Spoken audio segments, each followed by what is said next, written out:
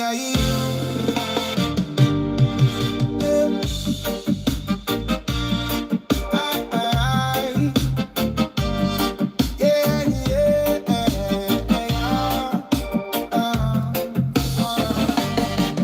you speak to the children of YAH, saying, my Sabbats you are to guard by all means, for it is a sign between me and you throughout your generations.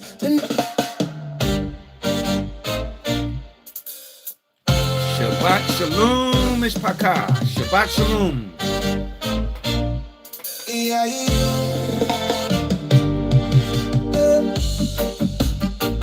Yes.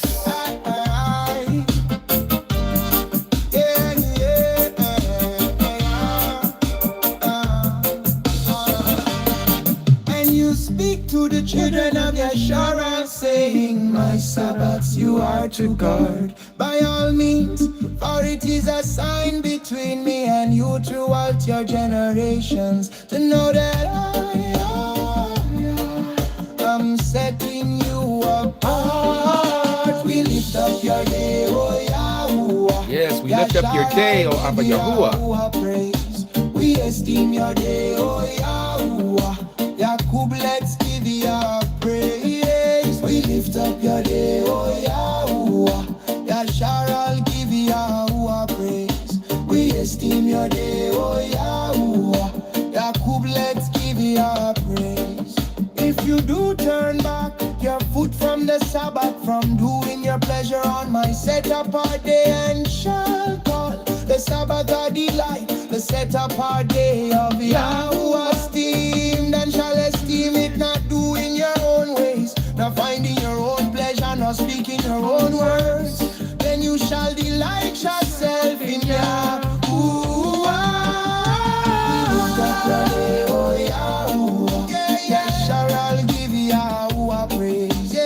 Esteem your day, oh Yahuwah. Yakub, let's give you praise. We lift up your day, oh Yahuwah.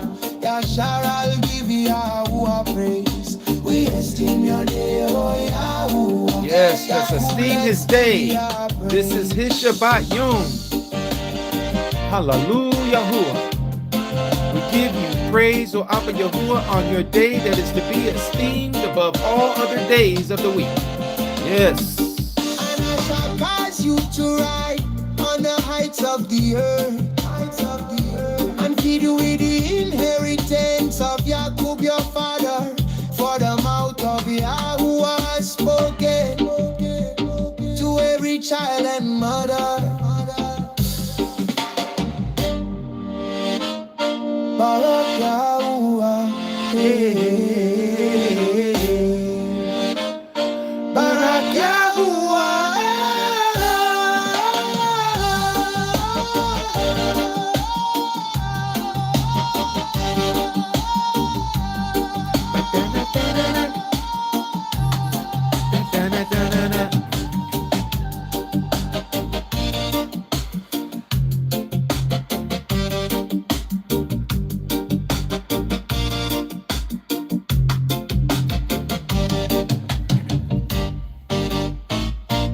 Yes. Shabbat Shalom, Mishpaka. For this is the day that Yahuwah has made. Let us rejoice and be glad in it. My name is Og Jimmy, also known as Brother Jimmy. And for those of you who may not know who we are the ambassadors of YAH. We believe in his word. From Barashit, you may know it as Genesis, to Hazun, you may know it as Revelation, and some of the Apocryphas. We believe in the Messiah as Yahusha. We believe in the Father, who is Yahuwah. He is the one, the maker of all things. He is the first and the last, the beginning and the end, the Aleph and the Tav, the Almighty Al Shaddai Yahuwah. Let us give him praise this Yom. As we stand, for those of you who are able-bodied and you're able to stand, may you join me as we stand in the direction of Yahushalom. You may know it as Jerusalem. Depending where you are on this Aratz, for most of you, you already know your direction. If you don't, just stand And let's go before our Abba Yahuwah as I blow the shofar, and then we get into Palah.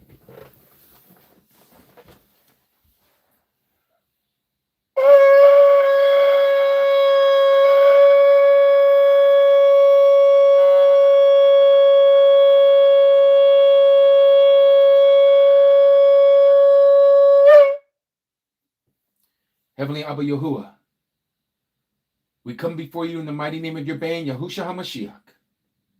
Abba, giving you praise on this Yom, on this Shabbat. For you told us in the fourth commandment that we are to remember the Shabbat and to keep it Kadash. For in 6 days you created the Shamayim and the Arats. And on the seventh you rested from all of your works.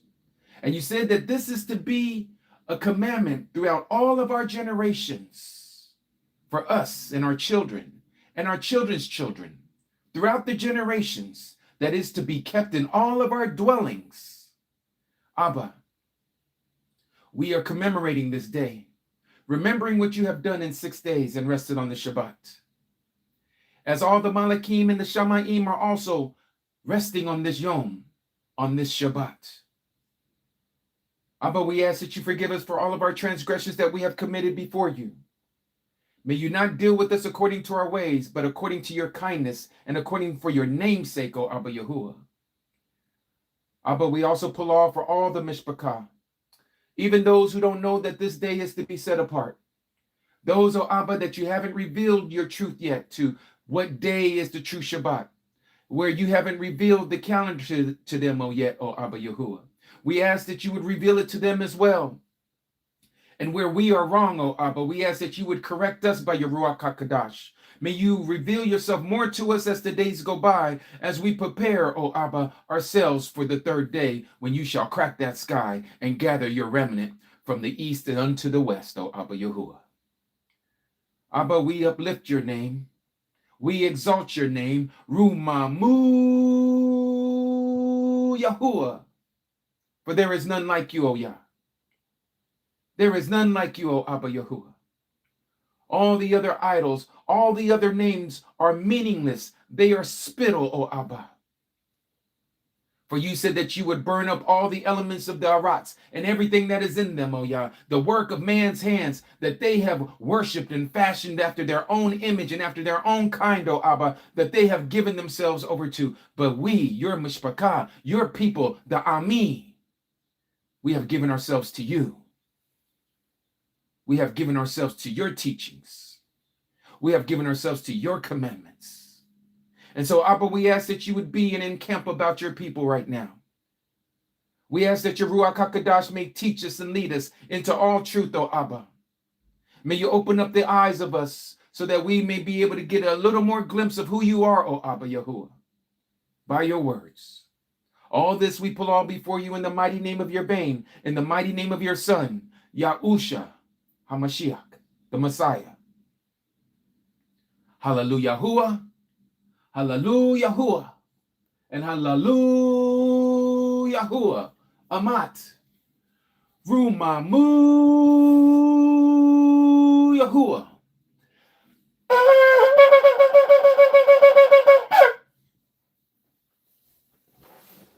All right, Mishpachah, it's wonderful to have all of you here as we come together. Let us read as we normally do, from the Torah, the Nabaim, and the Katubim, the Tanakh. Give me a second as I turn this off here. Hallelujah. So we're going to start off.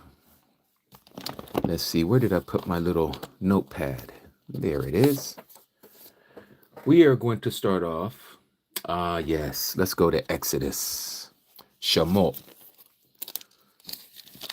I Palah, everyone is doing well. We need to also, by the way, real quick before we keep going, as it just dropped into my ruach, into my mind, we need to keep our Cody Wendy's Aish, her husband, Jim.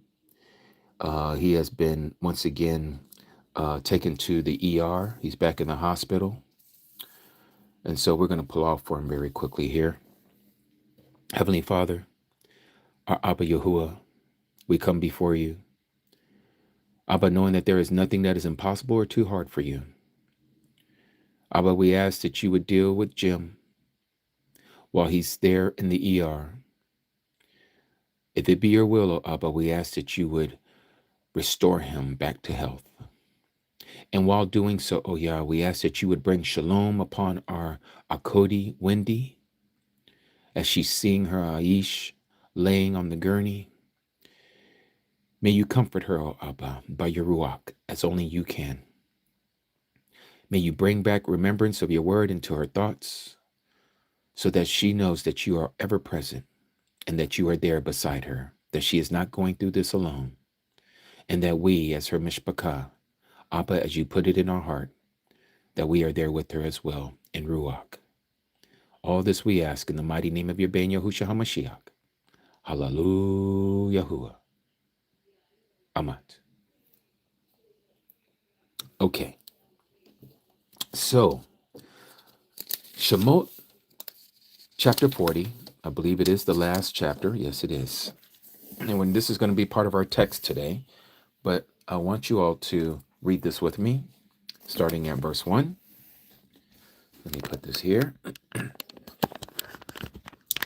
And is everything looking clear today? We're not having any issues with the camera? Everyone can see well? No issues? Yes, everything looks well. Yes, and if our Cody Carson is here, shalom, Shabbat shalom to you, our Cody Carson. We palal that you are doing well and your family, your mishpachah is also doing well. May they too be tuning in with you, that they too can learn next to you. After all, it would be beautiful that they know what their daughter believes and why she has taken on such a stronghold onto our Abba Yahuwah. And I know she is going to be a barakah, a blessing to her family and those that are around her, her friends. All right. So we are again going to be reading out of Exodus chapter 40, verse 1. And Yahuwah spoke to Moshe, a.k.a. Moses, saying, on the first day of the first month, not moon, month.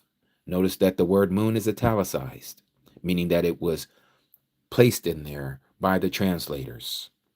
You are to raise up the dwelling place, the tabernacle, the hakal of the tent of appointment, the tent of meeting, and shall put it in the ark, or put in it the ark of the witness, the kabod, and screen the ark with the veil. And you shall bring in the table and arrange what belongs on it, and bring in the lampstand, the menorah, and light its lamps. And you shall set the altar, the set apart of the slaughter place of gold, for the incense before the ark of witness, the testimony, and to put the covering of the door to the dwelling place. Let me situate this here.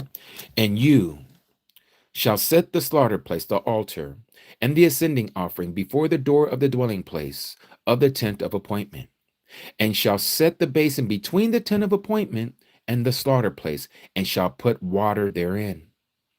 And you shall set up the courtyard all around, and shall place the covering of the courtyard, and the covering of the courtyard gate, and shall take the anointing oil, and anoint the dwelling place, and all that is in it, and shall set it, and all its utensils apart, and shall be set apart.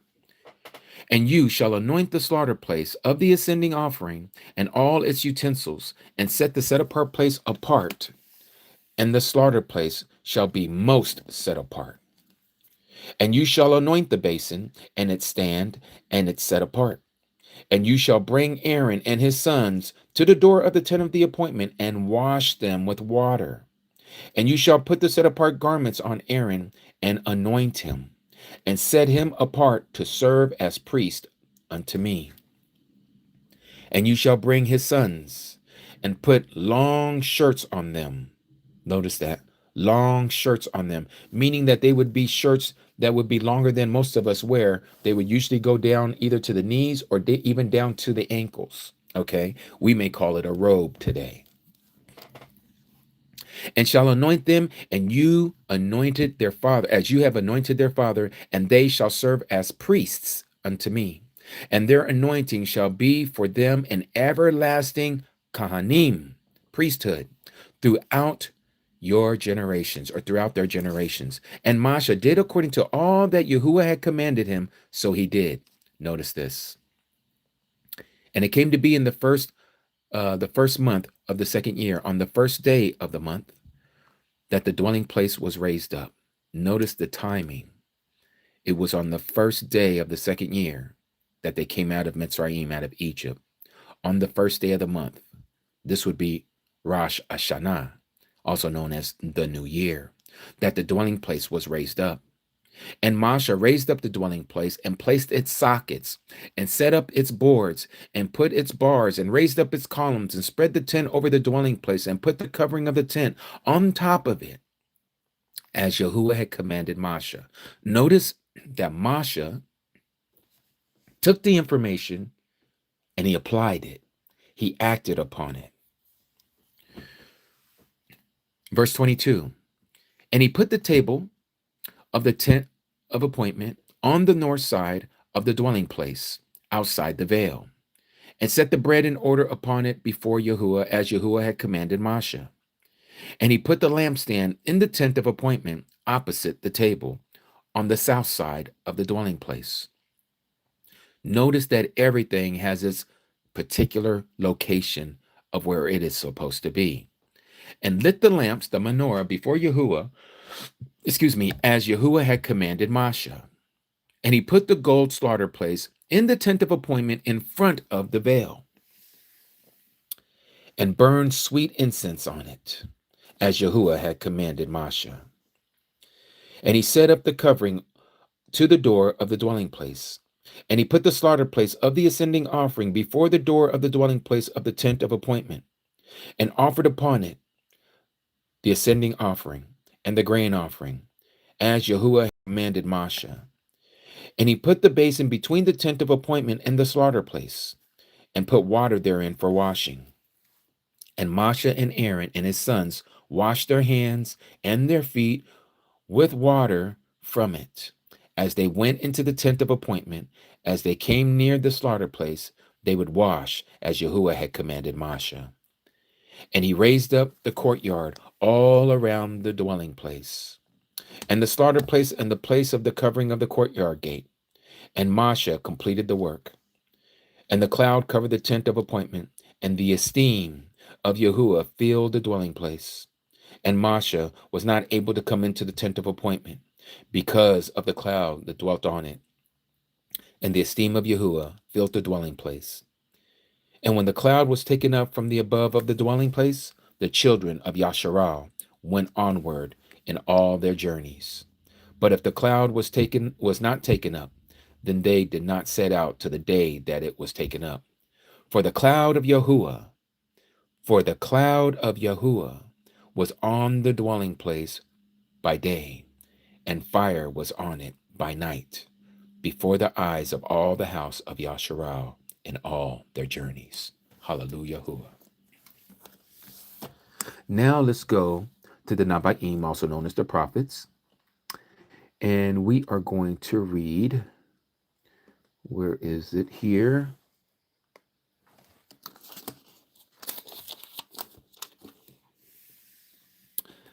Azariah, you may know him as Ezra. Let me prop this side up. Give me a second.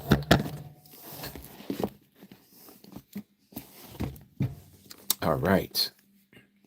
Let us continue.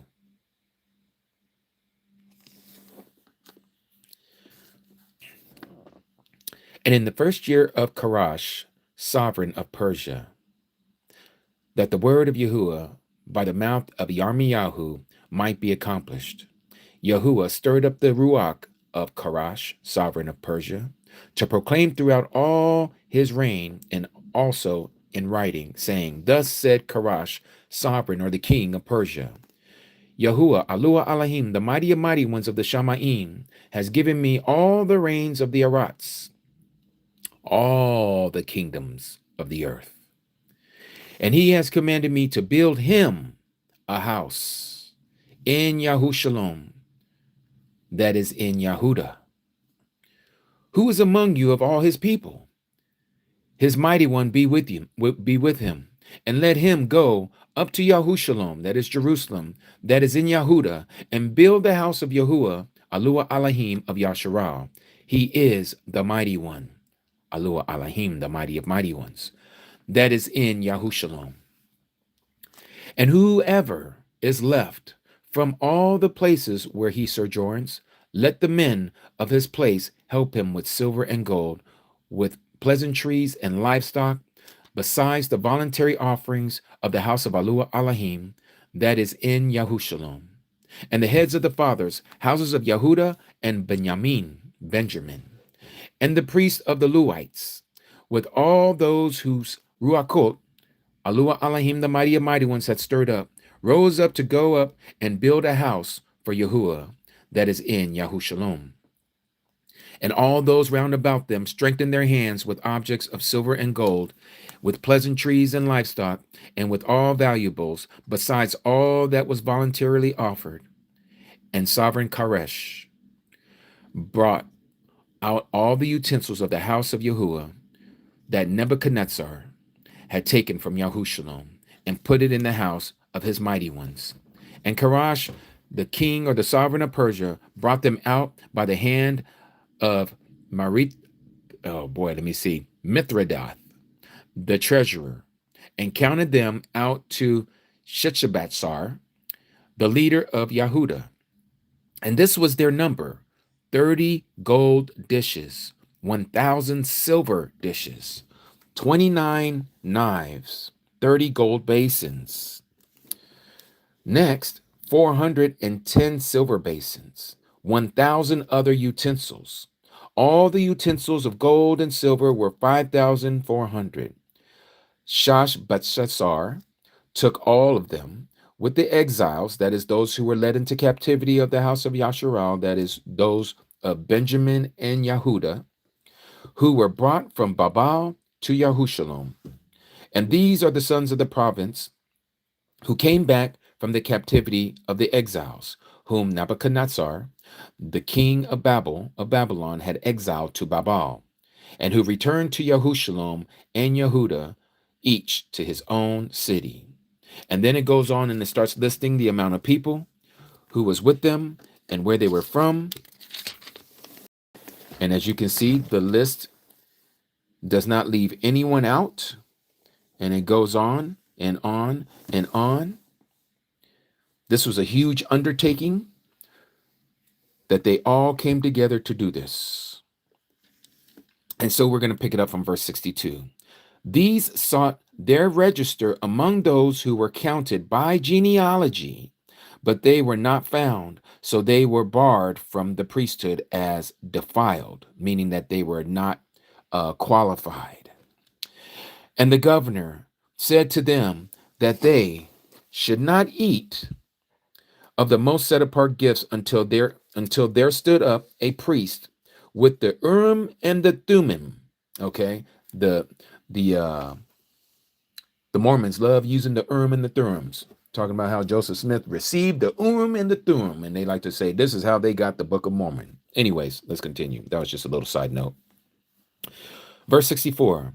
The entire assembly was 42,360. Besides their male and female servants, these were 7,337.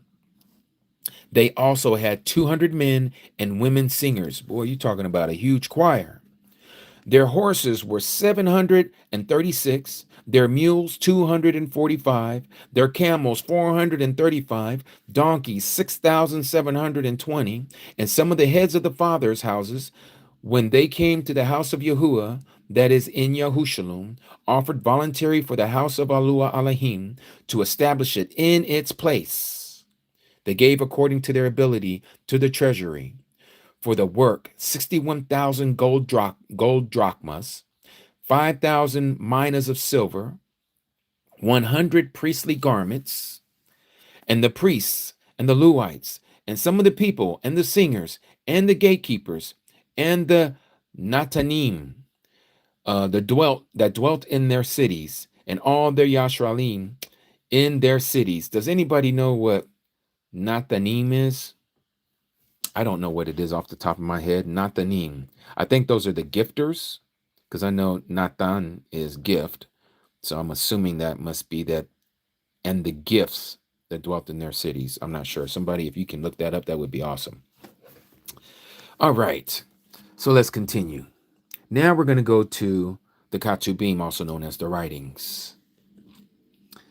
And we are going to go now. The givers. Okay, thank you, Shoshana. My Yahudi Akut. She is actually of the bloodline of the Jewish people. Just so you all know, we don't look down upon a person because of their heritage. We're looking at the heart condition, just like Abba Yahuwah tells us that's the way we're to look, because that's how he looks. You will know them by their fruits. And our Akudi has beautiful fruit. Okay, we're going to Yohanan, chapter 14. That was another side note. Just wanted to throw that in there. Yohanan, chapter 14. Now, this one here, we're not going to read all of it, but there is a particular point here that you guys are all will notice why I'm reading this passage, because it has to do with the other two things that we had read. John, chapter 14, verse 1. Let not your heart be troubled. Believe in Alua Elohim, believe also in me, says the Mashiach. In my Abba's house, in my Abba's bat, are many staying places. And if not, I would have told you. I go to prepare a place for you. And if I go and prepare a place for you, I shall come again and receive you to myself, that where I am, you might be too. And where I go, you know, and the way you know. Toma, aka Thomas, said to him, Master, we do not know where you are going, and how are we able to know the way? And Yahusha, the Mashiach, said to him, I am the way, and the truth, and the life. He's saying, I am the Darak in the Hebrew, the Amat, and the Kai. No one comes to Abba except through me. Except through me. Hallelujah.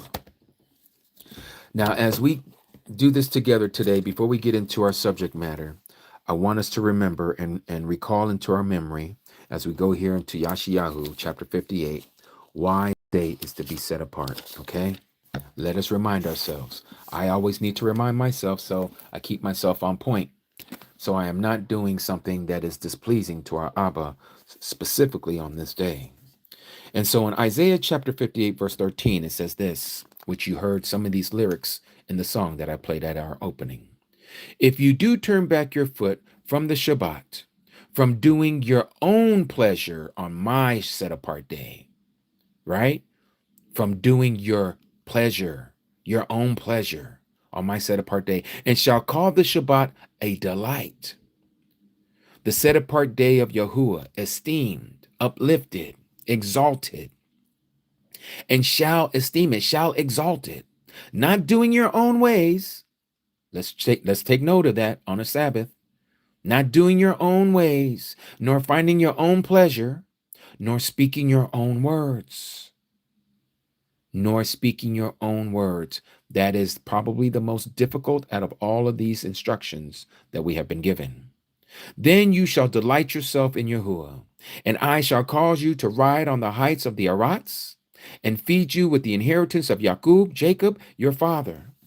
For the mouth of Yahuwah has spoken. Anytime you see that, for the mouth of Yahuwah has spoken, that lets you know this is serious. This is very serious. So let us be mindful how we carry ourselves today as we continue on celebrating this Shabbat. As many of you know, today is the last Sabbath of the year on Yahuwah's calendar. We do not follow the Gregorian calendar that has been given to us by the Catholics, by Pope Gregory the 13th, I believe is his name.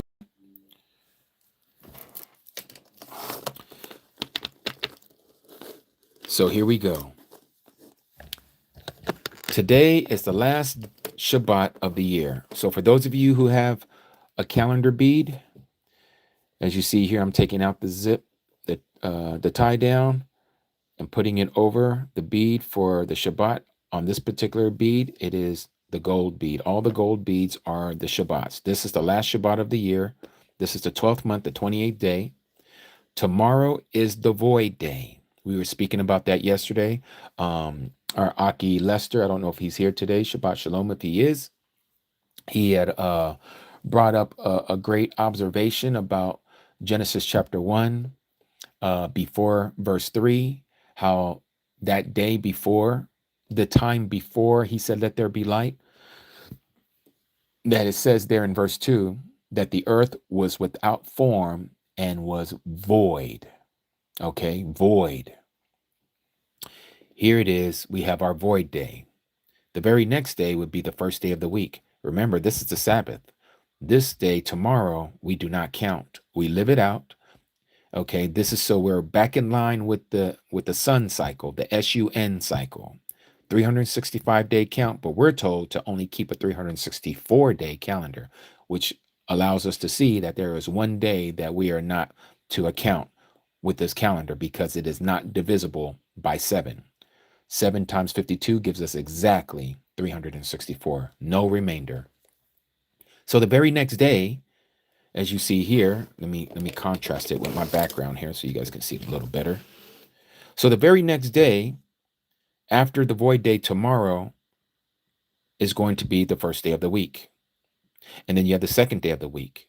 And then you have the third day of the week, which is the last day of the year. This is the 364th day of Yahuwah's calendar, as we have been told in the Dead Sea Scrolls, in the Book of Jubilees, and in the Book of Enoch. We are to only keep a 364-day calendar, and then we start all over again. So this is the third day of the week.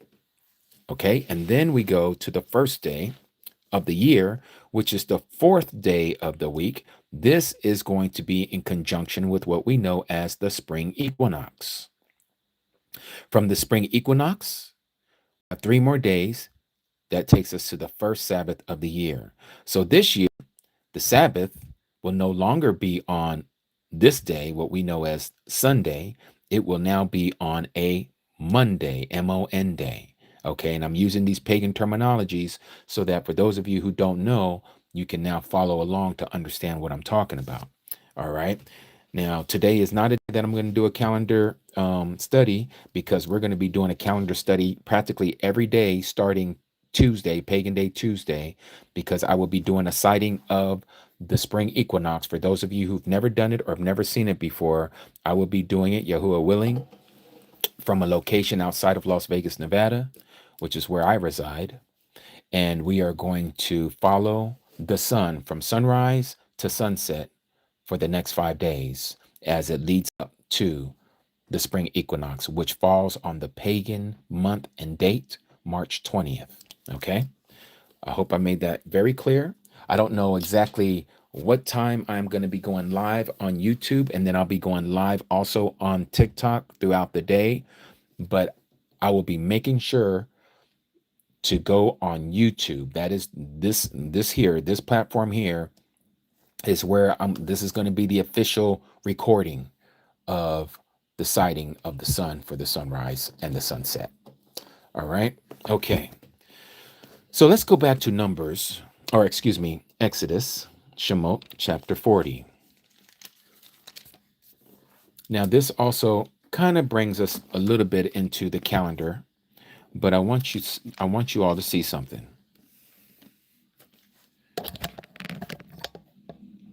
Let's bring this up. Exodus chapter 40, verse 1. And Yahuwah spoke to Moshe, saying, on the first day, notice what we're talking about here, the first day of the first month. Again, for those of you who don't know, the word new moon does not appear in the original Hebrew. They have placed this in the English, which has caused much confusion amongst us because people see the word moon in some of their translations. And the next thing you know, you have people following the moon because why? they've been watching these people who've been calling themselves Jews following the moon, the sighting of the moon in the western horizon every 28 to 29 days. Okay. And so they have picked up on this habit.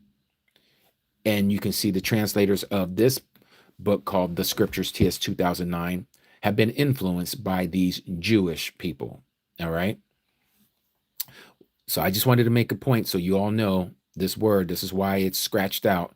You notice that it's been italicized. You can see that the font is different than the other font around it. It has a slant to it. Unlike how you see the word you, moon looks different. Why is moon different? Because again, by inference, they put it in there to get the reader to recognize that it's talking about the moon, but it's not talking about the moon. It is talking about the month. All right. Now, to get a better clarification of that, you would have to read Enoch chapter 72. Enoch chapter 72 breaks down every month, 12 months in a year, not 13. And it tells you what the first day of what the first month is and how many days are in the first month, the second month and how many days are in the second month, the third month and how many days are in the third month, and so on and so forth. So here we see it says, and on the first day of the first month, you are to raise up the dwelling place. You are to raise up the tabernacle of the tent of appointment. Why was the dwelling place to be raised up on the first day of the year? We're not told here, but here's what I would summarize and surmise that it is the reason. And there's others who have come to the same conclusion as well. It does definitely make sense, and it does seem to make sense as far as what we even see in the book of Hezekiah, also known as Ezekiel, about the millennial temple. The millennial temple is to be erected facing due east, right? True east. Here it is, Masha, while they're in the wilderness, he is told that he is, here it says on the first day of the first month, you are to raise up the dwelling place of the tent of appointment. This was a command given by Yahuwah, the creator, to Masha. Now, for Masha to know the first day of the first month, we're not told here, but we know this because of our studies, that the first day of the first month is the spring equinox. It's one of 2 days throughout the whole year that no matter where you live, north of the equator, south of the equator, you will get the same reading no matter where you live, that the sun literally crosses the sky. It glides across the sky from sunrise to sunset in a perfect straight line. Many call it the straight line shadow. Now, we don't know these things in this modern time because we don't use sundials anymore. Okay, at least not here in the Western culture. We use our phones, we use clocks, we use digital watches, all this other stuff that we use that has tricked our brain and caused us to have this spell over our mind to not understand how to keep true time. Here in verse 2, Masha is being told when to erect the tabernacle. He wasn't to erect it just on any day. He had to erect it on the first day of the first month, which is the first day of the year, Rosh Hashanah. Okay, not in September like the Jewish people do today. They say, oh, it's Rosh Hashanah when it's the Feast of Trumpets. That is not the beginning of the year. Okay, but again, that's a whole nother confusion, and we're not going to get into that. The very beginning of the year is the spring equinox. It's when everything comes back to life. This is when trees are starting to bloom. You're starting to see the roses are budding. You're starting to see everything coming back to life. You're seeing animals coming out of their dens. You're seeing that they're procreating. Everything is just lively. Everything is colorful. Everything is wonderful. This is the beginning of life, another life cycle. Well, Western civilization has told us, oh, no. New Year begins in the dead of winter. In fact, the next day begins at the dead of night. I mean, do you see these things that they are teaching us? Why are they telling us all this stuff to be when everything is dead and cold and dark? This is totally opposite from our Creator's calendar. So Moses is being told to erect this temple due east. And so in verse 17, it says there, And it came to be in the first month of the second year. This is the second year that they've left Egypt. On the first day of the month, that the dwelling place was raised up. So again, Masha had to have understood the true calendar. Of course he did. We know that from reading the book of Jubilees. We know that he was given the correct calendar. And now we're getting it. It's being restored into us. And so now we, in turn, are able to share it with other people to know, oh man, we've been totally off on the appointed times.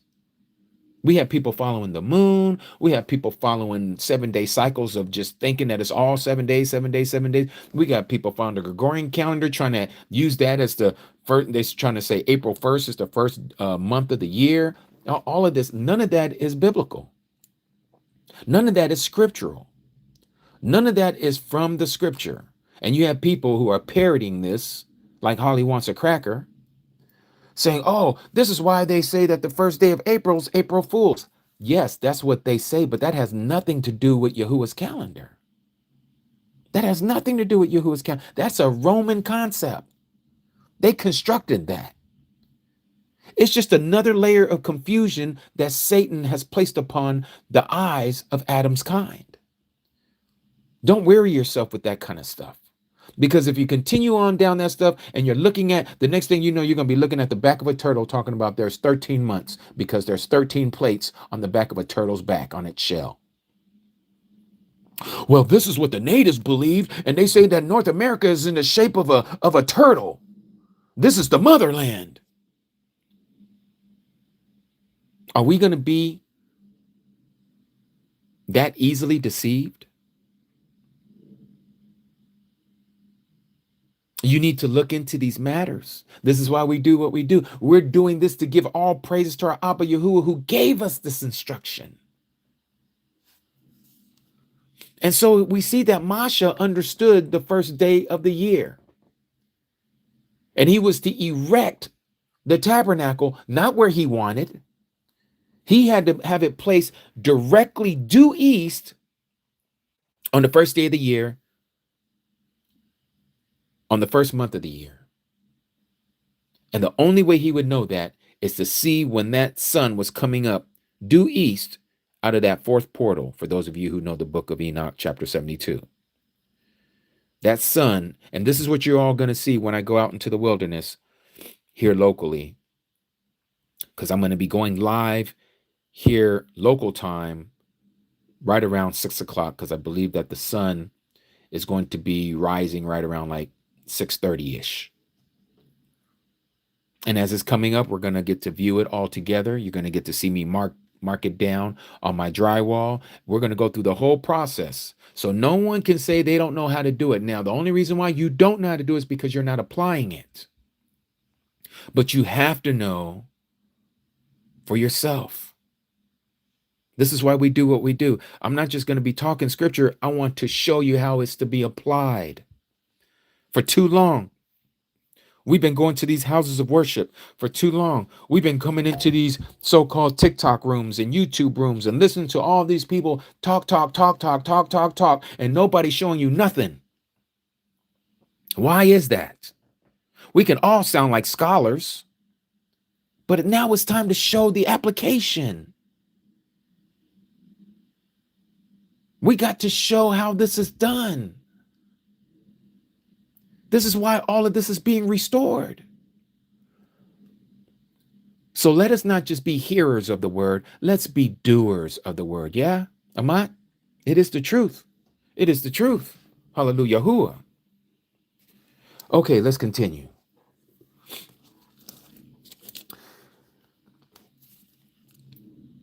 Now, we're going to pick this back up here.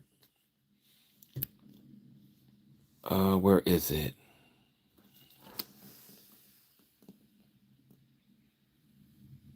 Yes. Verse 30, chapter 40, verse 30. And it says, and he put the basin between the tent of appointment and the slaughter place, and put water therein for washing. And Masha and Aaron and his sons washed their hands and their feet with water from it as they went into the tent of appointment. As they came near the slaughter place, they would wash as Yahuwah had commanded Moshe. Now let's stop right there. I want somebody to help me with this. Can someone please look up the passage where Yahusha washed the feet of his disciples, his Talmudim? Can someone look that up for me, please? We'll wait. We want to connect these two. I need you guys to see this.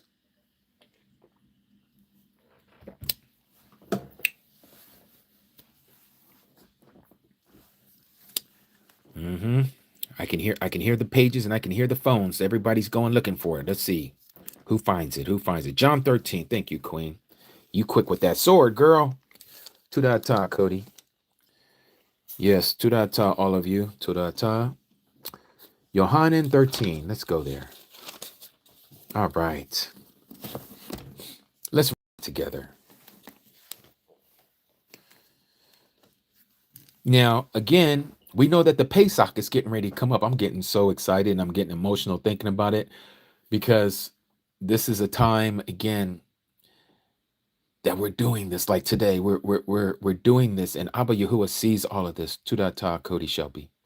Yahuwah is seeing what we're doing. He sees that we're hungry for this truth, that we're hungry and thirsty for righteousness. And I'm going to tell you, he's going to reveal more and more to his people. We're in that time of the latter rain. The Ruach is literally going to be showering upon us here very soon, to where we're going to see works of our hands that Yahuwah is going to work through us for the healing of the nations, to open up the eyes of the blind, to open up the ears of those who are deaf. And we're talking spiritually and physically. And physically. Hallelujah. Okay, let's read this. I don't know why I'm so emotional right now. Okay, John 13.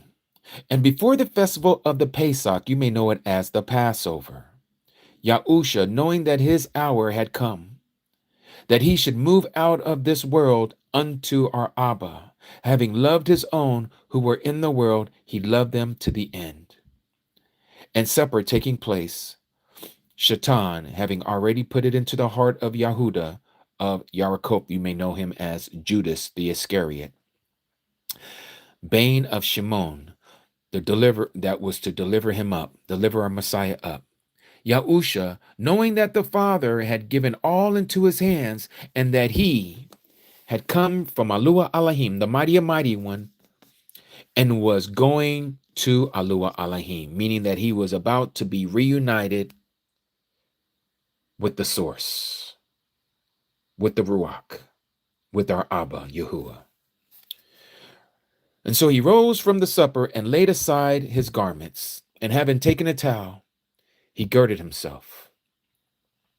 After that, he put water into a basin and began to wash the feet of his taught ones, and to wipe them with the towel,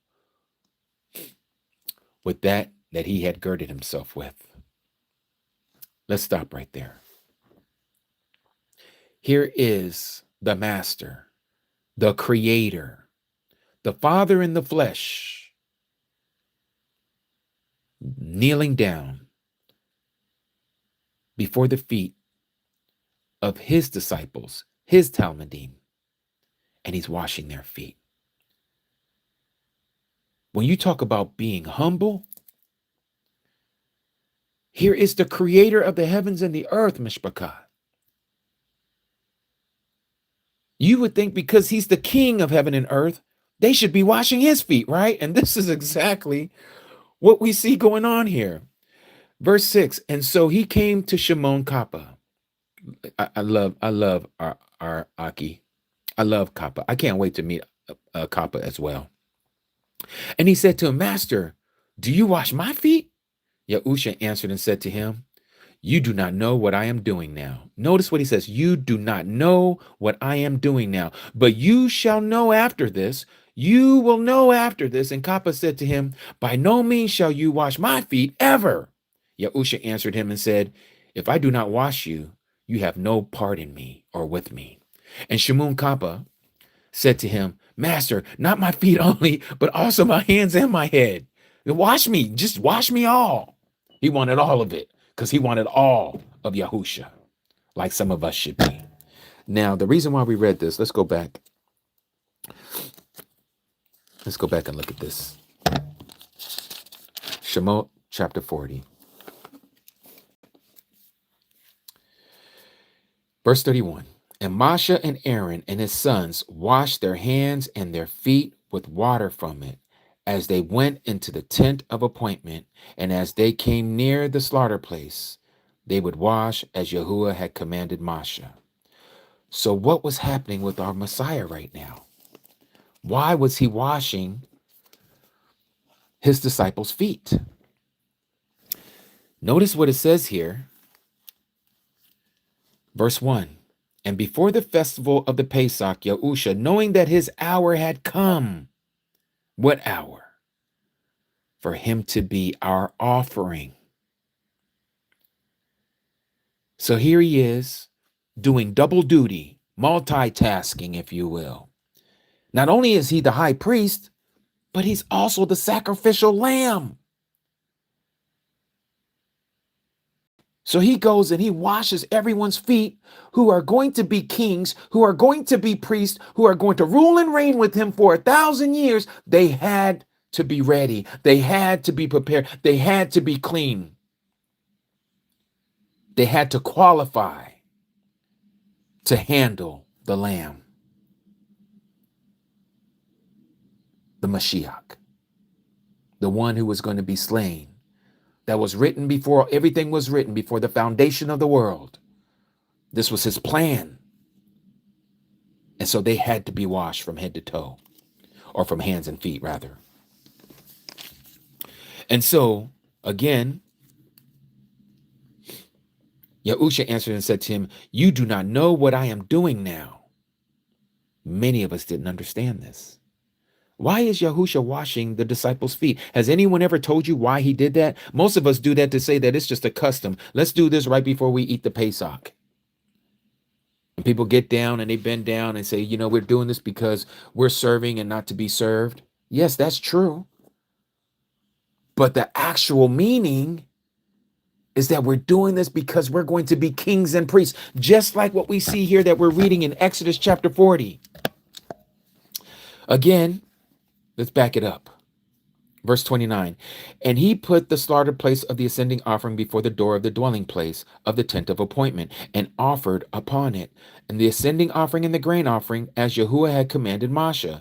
And he put the basin between the tent of appointment and the slaughter place, and put water therein for washing. And Moshe and Aaron and his sons washed their hands and their feet with water from it. As they went into the tent of appointment, notice that the tent of appointment. When are we going to be doing this? On the day of appointment. What is the day of appointment? Well, it says here. Oh, I'm in the wrong book. It says here. Knowing that his hour had come. Knowing that his hour had come. What is that hour? The Pesach. So for many of you, even if you're not able to be there with us, hopefully you have at least one other person who can partake of the Pesach with you. Be it if it's your own family member, a husband and wife, your children and the parents, whatever. Whoever believes. And this is what we're getting ready to get into, because we're going to be getting into the Pesach. They can wash your feet, and you can in turn wash their feet. This also has symbolism of immersion, that we are to be washed before we approach the mercy seat. This is why we can come to him boldly, right? Without fear. Because love, what? What does love do? Show me in the comments. What does love do? We can go boldly before the throne. Why? Because what? Love does what?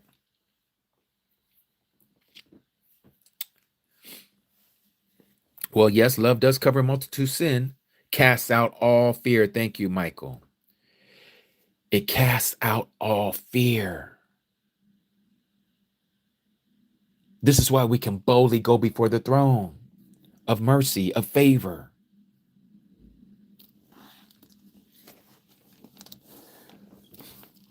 Now, here's the thing. As we all get ready to do this Pesach, and I know I've had people ask me, well, what are we supposed to do for this? And how are we supposed to do for that? And it's very simple. This is all you need to remember of. Let's go to Matthew chapter 26.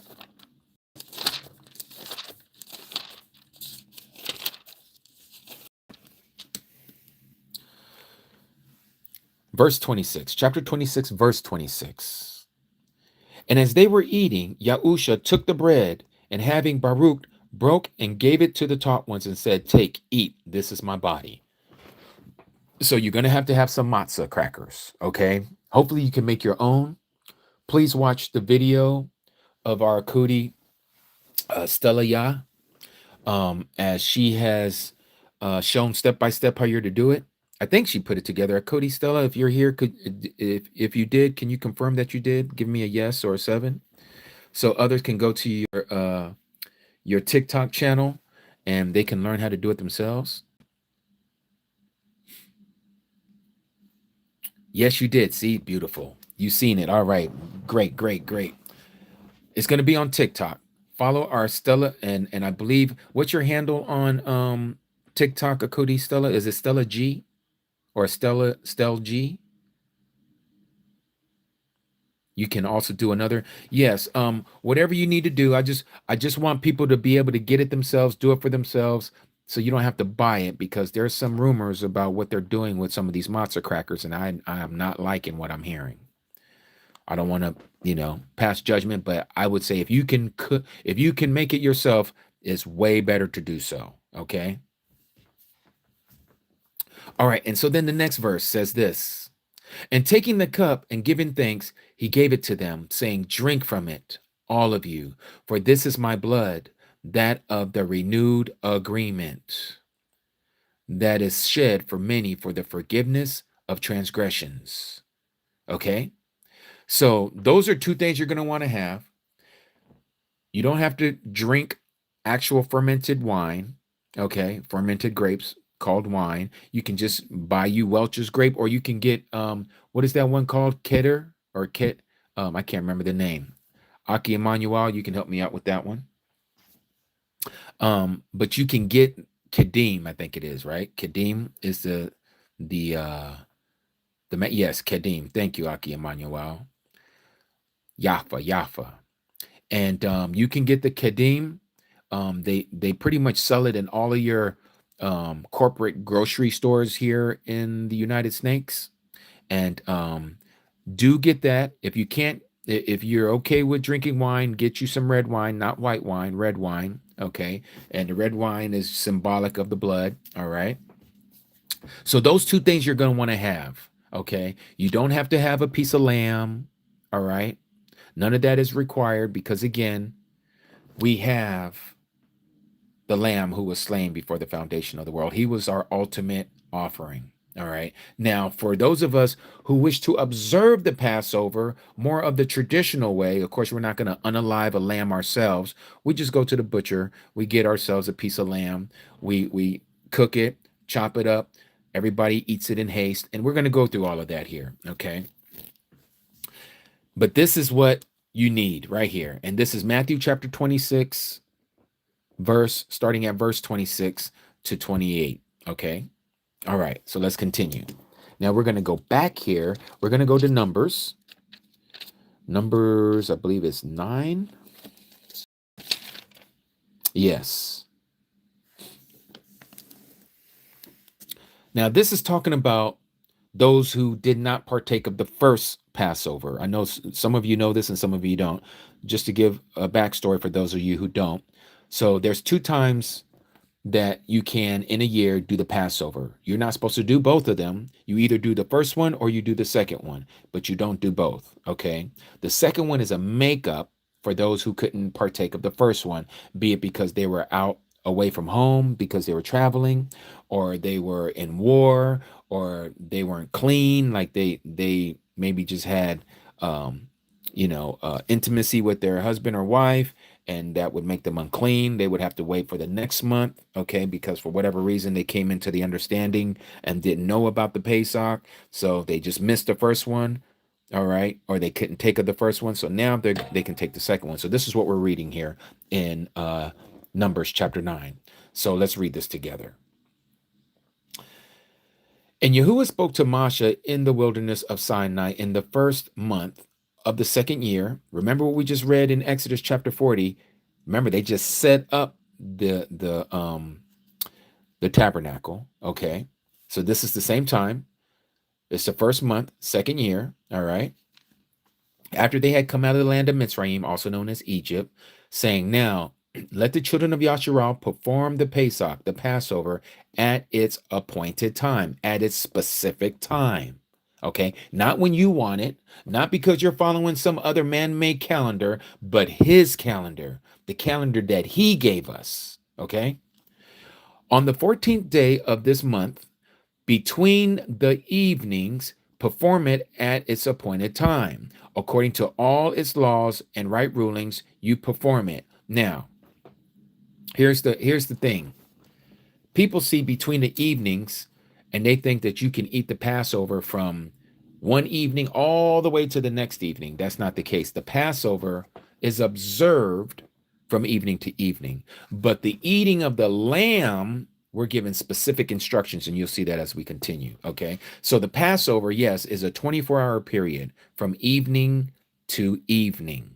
Okay, and then that very next evening on the 15th begins the first day of what we know as unleavened bread, matzah. All right, so let's continue.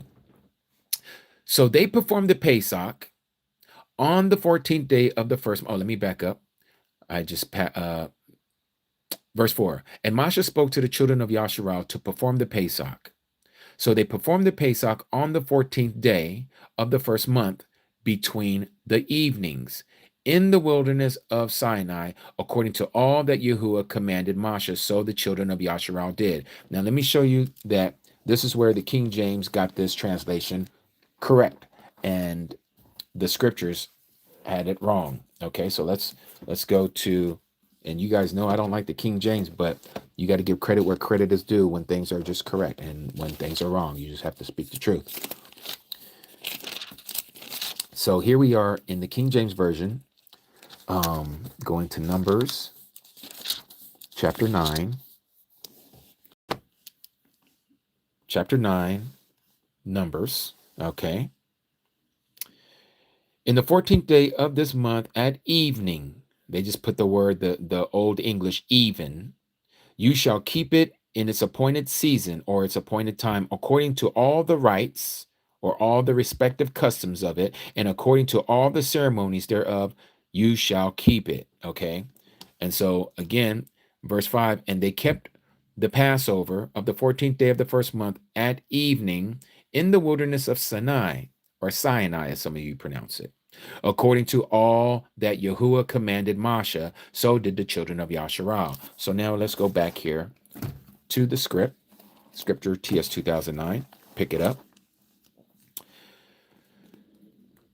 Verse 6. But there were men who were defiled for being of a man, so that they were not able to perform the Pesach on that day, or on the day that it was supposed to be done during the Pesach. So they came before Moshe and Aaron that day, and those men said to him, we are defiled for being a man. What he's talking about there is that, look, we just had, intimacy with our wife. This is what men do for being a man. That's what they're talking about here. Okay. Why are we withheld from bringing near the offering of Yahuwah at its appointed time among the children of Yasharal? And Moshe said to them, wait. Notice this. Moshe just don't go and say, let me tell you. He says, wait. Let me hear, Shema, what Yahuwah commands concerning you. concerning this situation. And Yahuwah spoke to Moshe, saying, speak to the children of Yasharal, say, when any man of you, or male of you, of your generation is unclean for a being, or is far away on a journey, he or she shall still perform the Pesach of Yahuwah on the 14th day of the second month. Notice it's not the first month, now it's the second month, between the evenings, or at evening. They are to perform it. With unleavened bread and bitter herbs, they eat it. So they still have to do all the customary things of observing the Pesach. They do not leave it until morning. They don't leave it until the Bakor. They don't leave what until the Bakor? The lamb that they're going to eat. And they do not break a bone of it. According to all the laws of the Pesach, they perform it. But the man who is clean and is not on a journey and has failed to perform the Pesach, that same being shall be cut off from among his people, because he or she did not bring an offering of Yahuwah at its appointed time. That means that they were out of season, just like when Yahusha came up to that fig tree and that fig tree did not have any fruits on it. It was out of season, so he cursed the fig tree. So it is going to be for some of you if you don't do what you are supposed to do once you come into this understanding, because to him has been given much, much more shall be required of you. You are going to be without excuse. I know this sounds heavy, but you can do it. This is why your eyes have been opened. He has chosen you to be his royal priesthood. He has chosen you to be one of his peculiar people. He has chosen you to be a nation of kings and priests, to rule and reign with him forever. So why wouldn't you want to do these things? Why don't you want to do and perform these things as he has told you to do so? He says that same being shall be cut off from among their people, because he did not, or she did not bring an offering to Yahuwah at its appointed time. That person bears their own sin. Now notice this, because Akudi Jackie, I want you to see this, Akudi Jackie, okay? I know sometimes you're just listening in the background, but I want you to put your eyes on this, because this was a question you asked me. And also Akudi Diane, I want you to see this as well, Cody. And when a stranger sojourns among you, notice who we're talking about, when a foreigner sojourns or pilgrims among you, then he or she shall perform the Pesach. Notice that it didn't say that they're excluded. It says that they are to perform the Pesach of Yahuwah. He or she shall do so according to the law of the Pesach, meaning that there's nothing different that they have to do than according to what we're supposed to do. It says, according to its right ruling, you have one law, both for the stranger and the native of the land. We see this. So when people, and the reason why this came up is because, again, when we don't put everything together, it can sound like it's speaking contrary, right? So if we go here to Exodus chapter 12, I want you to see what it says here.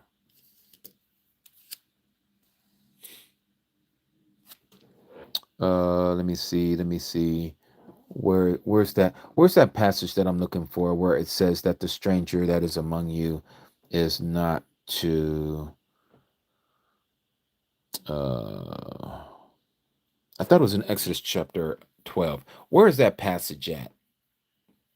Cody Jackie, that you had me look at the other day, and I can't even remember. I thought it was here in Exodus chapter 12. It is 12, right? Okay. Oh, I'm just not far enough. 43. Thank you, Diane. So I want you all to see this, because if you don't have the right understanding of scripture, you're going to think, oh, no, you can't have anything to do with this. No. Okay, so it says here, and Yahuwah, this is verse 43 of Exodus chapter 12. Exodus chapter 12, verse 43, and it reads, and Yahuwah said to Moshe and to Aaron, this is the law of the Pesach. No son of a stranger is to eat of it. Right? No son of a stranger is to eat of it.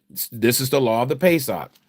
But we just read here in Numbers chapter 9, verse 14, And when a stranger sojourns among you, then he shall perform the Pesach of Yahuwah. He shall do according to the law of the Pesach and according to its right ruling. You have one law, both for the stranger and for the native of the land.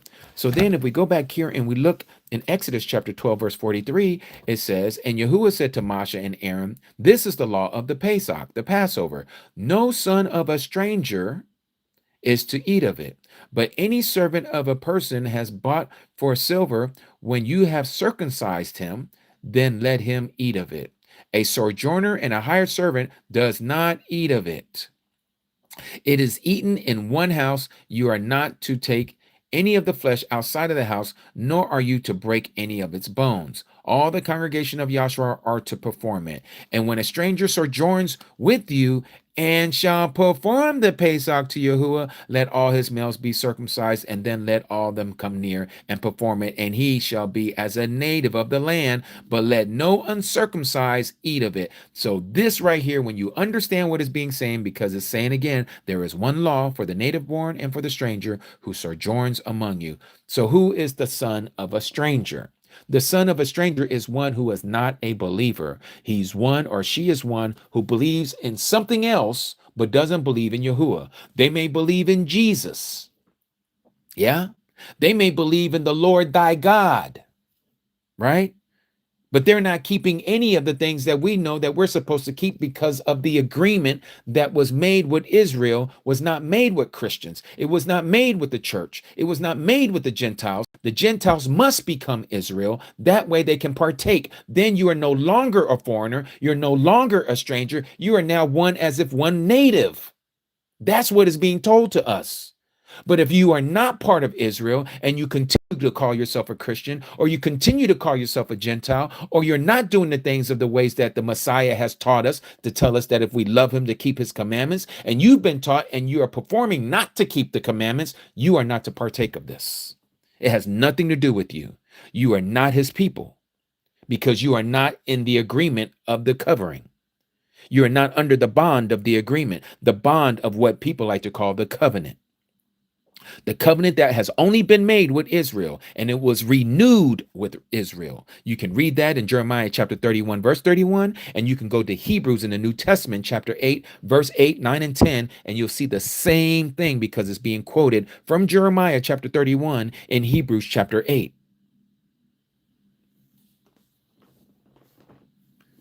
And so there is only one law for everyone who believes in the Messiah, for everyone who partakes and believes in the teachings of Yahuwah. Okay? So then, there is one law. There is one law. And this is what a lot of the world doesn't recognize. They don't recognize that they too are supposed to keep this law. This is the whole reason why the children of Israel was given the information and the instructions. They were supposed to be the light to the Gentiles, to those who didn't know, so that they too can partake. But what's happening today? What is happening today? The Gentiles is telling those who don't know who they are. We're talking about those who are supposed to be the true Jews, but don't know who they are because of their ancestors being disobedient. They were cut off for a while.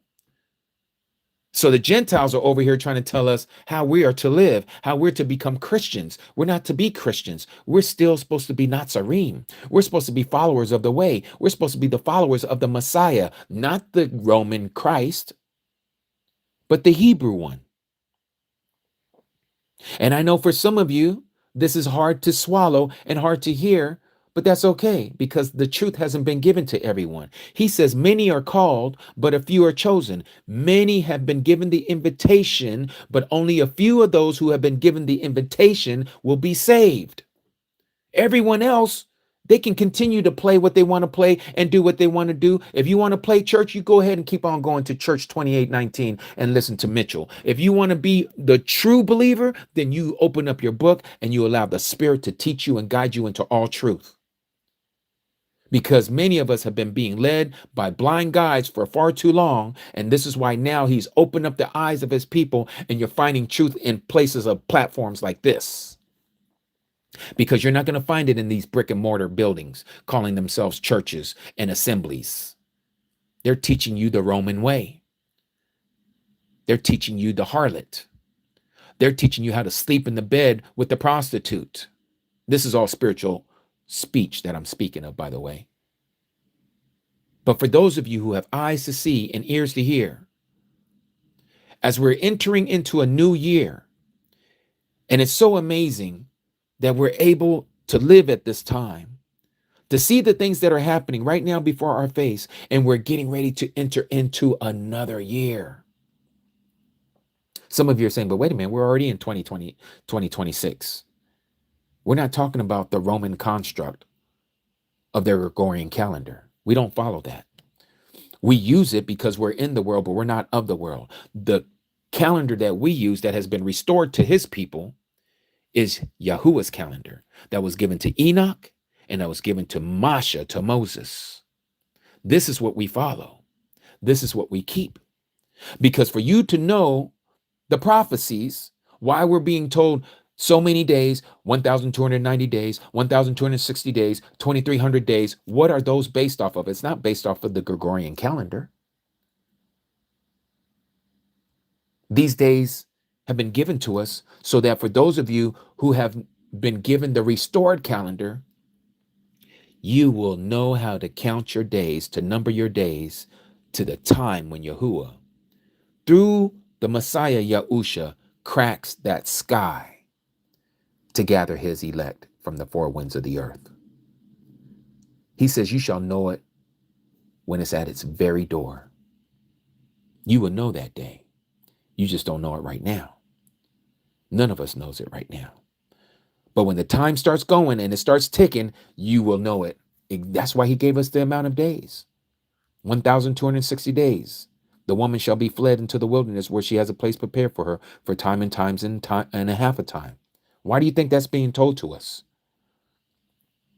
It's because we were missing one piece of the puzzle, and it's called the calendar. That was the last part that Yahuwah is revealing now to his people. And yes, people are bickering about the calendar, which one is the right one, which is the wrong one. Some people have the 364-day calendar, but they're counting it differently than somebody else. Look, I'm not here to argue about any of those people who are keeping whatever it is and how they are doing it. All I'm going to do is follow what has been revealed to me. And those of you who are seeing the same, and let us do this together to our Abba Yahuwah. That's what we're going to do. But there is only one law, not two separate ones. Yahuwah is not dealing with Jewish people a certain way and then dealing with Christians another way. This is Christian. That's Christian theology. That the Messiah is dealing with the Christians with a certain type of covenant, but now he's dealing with the Jews according to their original covenant. That's nowhere in the book. You will not find that nowhere in the book. But let your pastor tell it. Let your preacher tell it. Let your blind guides tell it. They'll tell you that there's two different, what do they call it? Dispensations. One for the Christians and one for the Jews. That's nowhere in Scripture. That's nowhere in Scripture. And so here we have Passover getting ready to come again. In Christian circles, when I was a Christian, every first Sunday of the month, they would pass around what they call, ignorantly, the communion. We're about to have communion. You have the ushers walking around with these plates, these silver plates, and they got all these little miniature shots on there with Welch's grape, and the next person is following them with the broken Ritz crackers or whatever it is that they have put in there. And they're walking aisle by aisle, passing it down one row, and the next row passes it down like good old sheep. Yeah. And they're doing this every Sunday, or every first Sunday. And then the Catholics, they do it every Mass, every service, they're doing this. But what were we told there, and how was we instructed? You see, this is why it's so important to follow the instructions. Let's go to 1 Corinthians.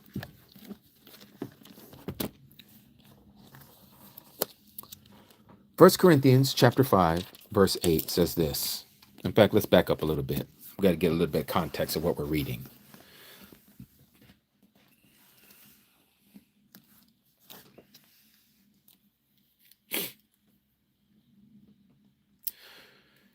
Verse 7.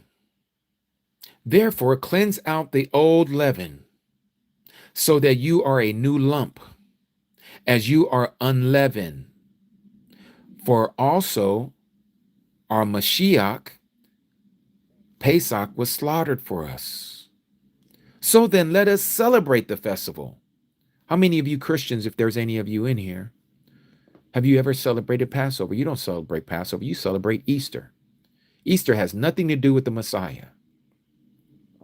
So then let us celebrate the festival, not with old leaven, nor with the leaven of evil and wickedness, but with unleavened bread of sincerity and truth. So we see here that we're still supposed to be keeping the Pesach. I'm already trying to say Passover and Pesach at the same time. The Pesach, the Passover. But when do we keep this? We keep it at its appointed time. We don't keep it when we feel like doing it. That's not appointed time. Now you have made an unclean day, and you're trying to say it's a clean day every Sunday, like they do in Mass for the Catholics, or every first Sunday, as they do with the Protestants. But you're going against the instructions. Notice again in Matthew chapter 26, when this was performed. You're not to be taken of this so-called, as many have ignorantly called it, communion. You're not supposed to be doing it when you feel like it. That's not when you do it. This happened on a certain day. Matthew chapter 26. Verse 17. 26, verse 17. And on the first day of the unleavened bread, the taught ones, the disciples, came to Yahusha. That's the Messiah's name, Yahusha, not Yeshua, not Yahshua, Yahusha, saying to him, where do you wish, or where do you want us to prepare for you to eat the Pesach? Now, you guys know this story, but let's go down to verse 20. Notice that our Messiah kept the law to the letter, okay? And when evening came, when Arab came, that is evening, even light, even darkness. That's what we call evening. That's why we call it evening. In the Hebrew, it's called Arab. Just like when you call someone an Arab. What is an Arab? An Arabic person is someone who's been mixed. Many of you think that the Middle Eastern people, that's how they look. No, the Middle Eastern people is a crossroads where you have the Europeans and the Africans and the Shemites all come together, and they're all intermingling, taking on husbands and wives, and they're having byproducts of children that are mixed. And that's where we get the word Arab from. Okay? They're half light and half dark. So the same thing here about when the evening came. This is when it was half light and half dark. He, the Messiah, sat down with the 12. And while they were eating, he said, truly I say to you that one of you shall deliver me up. And they were deeply grieved. And so we know how this story goes. And then I read this earlier. After they got done eating all of this, and it says, as they were eating, Yahusha took the bread, and having Baruch, broke and gave it to the taught ones and said, take, eat, this is my body. When did he do this? Did he do it the day before Pesach? Did he do it the day after Pesach? No, he did it on the day of Pesach. That's when we do this. We don't do it when we feel like it. Every time you go into these assemblies, these churches, these temples, as I like to call it, these pagan temples with these crosses, these pagan crosses, okay? They have you breaking the covenant. They have you breaking the law. Because again, notice what he says here. Verse 28, for this is my blood, that of the renewed agreement, covenant. That is, which is what? That is the shedding for many for the forgiveness or the remission, some of your translations will say, for sins or transgression. You don't do this when you feel like it. You're not to do that. But who is teaching you the wrong way? Is it not your blind guides? Yes, because they were taught the wrong way. It's not their fault. Your pastors, preachers, and teachers are teaching you what has been taught to them in their seminary schools. And who's the one that gave them their instructions? Who's the one that told them that this is what you are to teach your pupils, who are going to be next leaders of your denominations? We're fighting against spiritual wickedness, not flesh and blood. The Board of Education is an institution of Satan. Because if it was a true educational board institution, it would be teaching you the ways of Yahuwah. But you see, the promises wasn't given to the Gentiles. So hence the Gentiles are going to do what they want. They're going to make up their own constitutions. They're going to make up their own Bill of Rights. They're going to make up their own institutions of boards of education, their own institutions and their curriculums of what it is that they are to teach their pupils so that their pupils will be taught a certain understanding. This is why the Messiah says we are to be careful, beware of blind guides. They come to you in sheep's clothing. He's literally telling you they're going to come and teach you and talk to you about the word. They're going to come to you acting like they're one of you, that they're following the true shepherd, when the whole time they have made themselves hirelings. They became shepherds over the flock. Why did the Messiah says, none of you are to, let me use this pagan word, none of you are to lord over one another. You are all to be brethren. Why did he say that as a commandment? Because when one lifts up above another, and if that one is wrong, they're all going to be wrong. When we all have direct access straight to the Father. He didn't say you have to come through me. He didn't say you have to come through somebody else. He said, no, the only way you can get to the Father is through him. Why him? Because he's the physical manifestation of the invisible creator. You can't see him who's invisible. So you have to go through him, not through another man. Only him. Only the Messiah. But even what the Messiah taught, many of us are not doing what he has taught us to do. We're not following his teachings. If we were following his teachings, we wouldn't be drinking this wine or this grape juice and breaking bread every first Sunday of the month or every Mass. But they think I'm crazy. But I'm showing you through Scripture.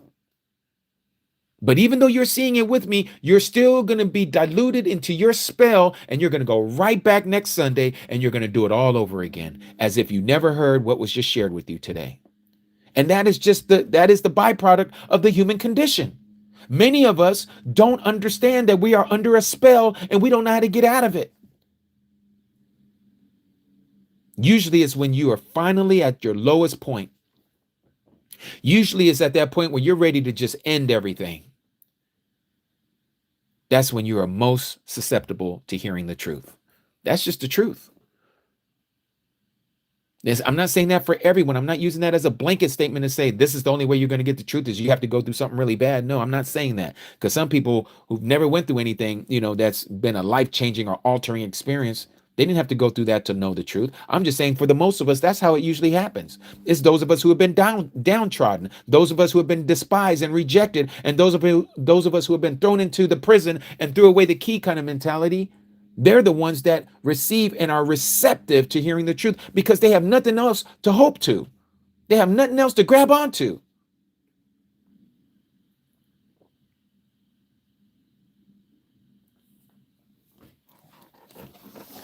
So please, if you're not getting anything else from what I'm sharing today, do not take what has been mislabeled communion every single time that you feel like taking it apart from the Pesach. You need to do it during Passover. No other time, because that is the agreement. That is the renewed covenant. Let's go back here to Exodus chapter 12, shall we?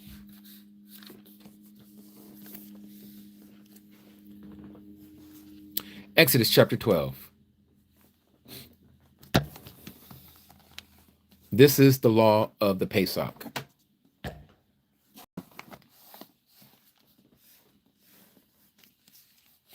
And let me see if I can try this now. I think that every one of you are hearing okay. So let me just do this here.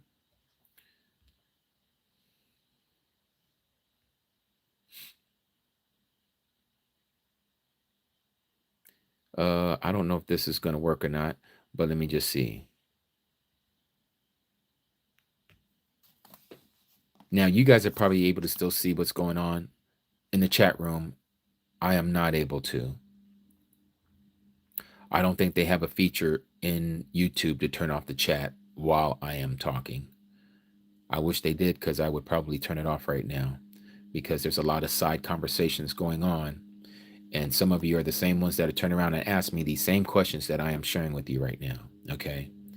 So if you all can do me a favor and pay a little bit more attention, I'm not trying to control you. Don't get that twisted.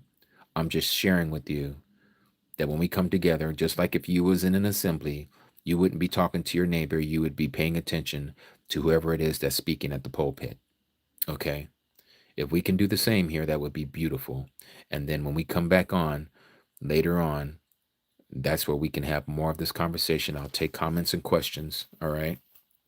But some of, there's nothing wrong with someone asking, like, where are we at?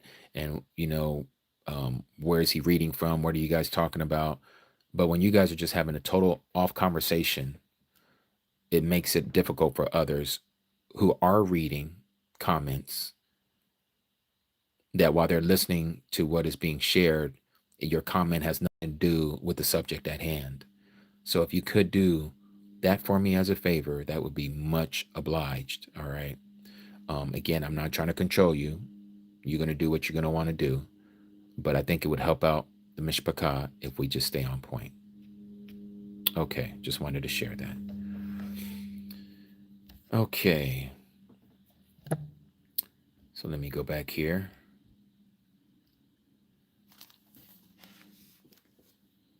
Now, here in Exodus chapter 12,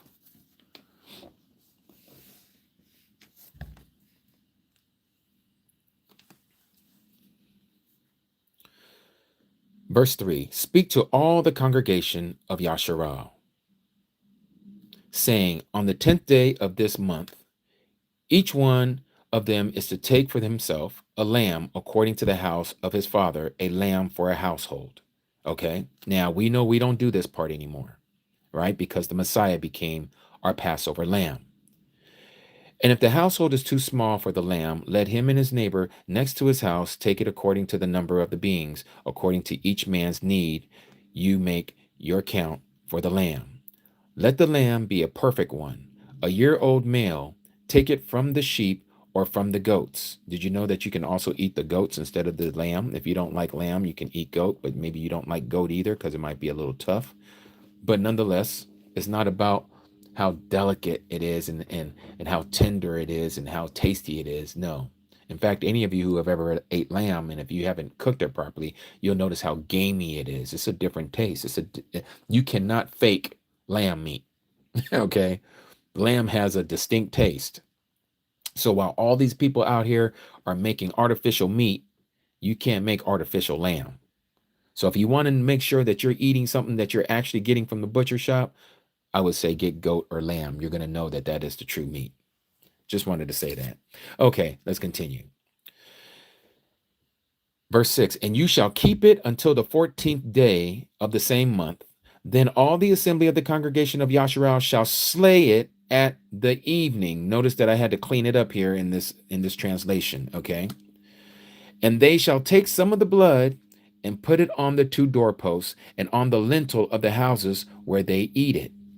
And they shall eat of the flesh on the night, they shall eat the flesh on that night, roasted in fire. Notice that you're not going to bake it. No, you're going to roast this on open fire with unleavened bread, and with bitter herbs they shall eat it. So what is customary during Pesach, for those of you who wish to do this, and this is what we're going to be doing, for those of us that are coming together in the Phoenix area this year, we're going to purchase some lamb, and of course we're going to cook it with bitter herbs, and then we're going to cut it up so everybody can take a piece of it, but we're going to roast it on open fire.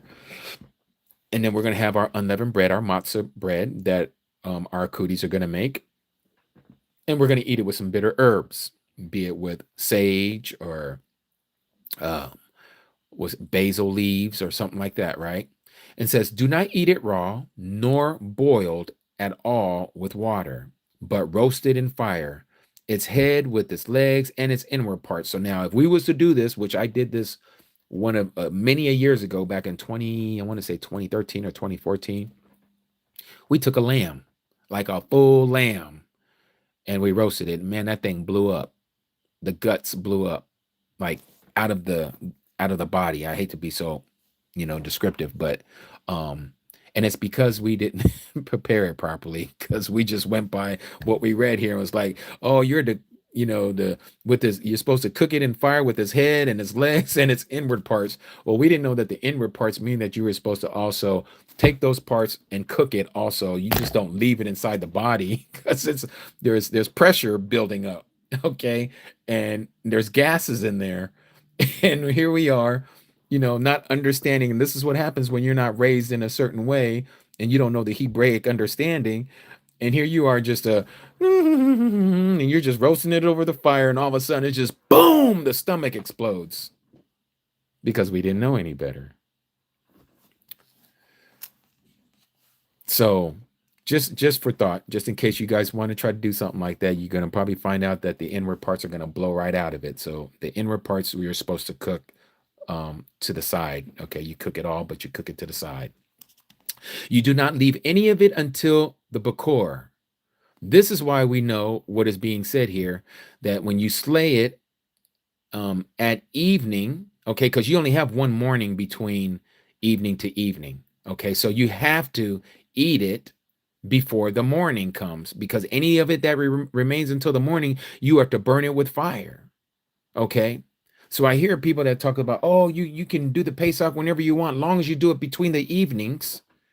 No, the Pesach itself is observed from evening to evening, but to consume the lamb, the Pesach lamb, you are to eat of it, consume it before the sunrise. So from that evening to the sunrise, you are to partake of it. And before the sunrise comes up, you are to burn the rest of it. Okay, makes sense? All right. So that is clear. Some of you can't stop laughing because of what I said. Oh man, we learned a hard lesson that day. I'm gonna tell you, we were scared, like, whoa, we thought we were being judged right then. Like, you guys are being condemned right now. Okay. All right, so again, so you are to eat it before the morning. All right. Anything that remains until the morning, you are to burn with fire. So again, anything that you have left over, throw it in the fire. Okay. All right, let's continue. And this is how you are to eat it. Now, this is another thing that we like to do when we're observing Pesach. All right. Your loins are to be girded, which all of us will have undergarments. We call it underwear. So your loins are girded. Your sandals are on your feet. I hope none of you are going to be barefooted. Okay. Hopefully you'll have some sandals at least on, or some flip-flops. Okay. At least that. But most of us are probably wearing some tennis shoes. And your staff in your hand. So this is the part that you're going to also want. You're going to usually want like a stick in your hand, a walking stick. Okay. The same thing that the Messiah said to his disciples when he said, deny yourself, pick up your stake, pick up your walking stick, your walking staff, and follow me, not the pagan cross. He was not telling his disciples, which they didn't even know. They had no idea that he was about to give his life up on the tree. He would not have told them, deny yourself, pick up your cross, and follow me. They're going to be like, are you telling us that we're getting ready to go and take ourselves out? Are we going to commit, the side? Is that what we're getting ready to do? No, that's not what the Messiah was telling them. This is why I'm saying you have to have a Hebraic mindset. We've been given a Roman mindset where everything is the cross, the cross, the cross. We're going to lay it at the cross. We're going to do this and make the sign of the cross. We're going to put Ash Wednesday on our cross. Everything is cross. This is pagan. It's all pagan. This is why Christianity is flooded with paganism. This is not the instructions of the Creator. He never gave us Easter. He never gave us Mother's Day and Father's Day. He never gave us Labor Day and Memorial Day. He never gave us 4th of July. He never gave us Halloween. He never gave us Thanksgiving. And he sure didn't give us Christmas. And he didn't give us no New Year's. But this is what Christianity follows, just like the world, just like the atheists, just like the Muslims, just like the Buddhists. And I can go on and on and on. There is no differentiation of a Christian and those who aren't doing Christian things or theology, but they're keeping all the Christian holidays. Make that make sense, please. How does one who doesn't call or claim themselves to be a Christian still do the Christian holidays? Because they've commercialized it. This is not set apart. This isn't Kadash. This isn't from the Creator. This is from Satan. Oh, I see I lost about 30 people there. Every time we go down this road, it happens constantly. So again, you're going to have your sandals on your feet. You're going to have a staff in your hand. And notice the next part. And you shall eat it in haste. You're not going to sit down. You're not going to recline. You're not going to enjoy every bite of that lamb. How juicy it is. While you're looking around like, wow, I really like this meat. While you're holding a plate in your, no, none of that. So what we did last year, if you go back and look at our Pesach video on TikTok, you'll see that we were walking around my island here in my house. And every time we was walking around, as you came to the plate, you was picking one up and you was throwing it in your mouth and you was chewing it. And by the time you came back around, we kept eating it like that until all the pieces of the lamb was gone. And there was probably about, if I can recall, I think it was like 20 something of us, maybe 30 of us that was at my house and we were partaking of the lamb. And it was enjoyable. You know, we had our staffs in our hand. We had some shoes on our feet and we were walking and we enjoyed that time together as the Mishpachah.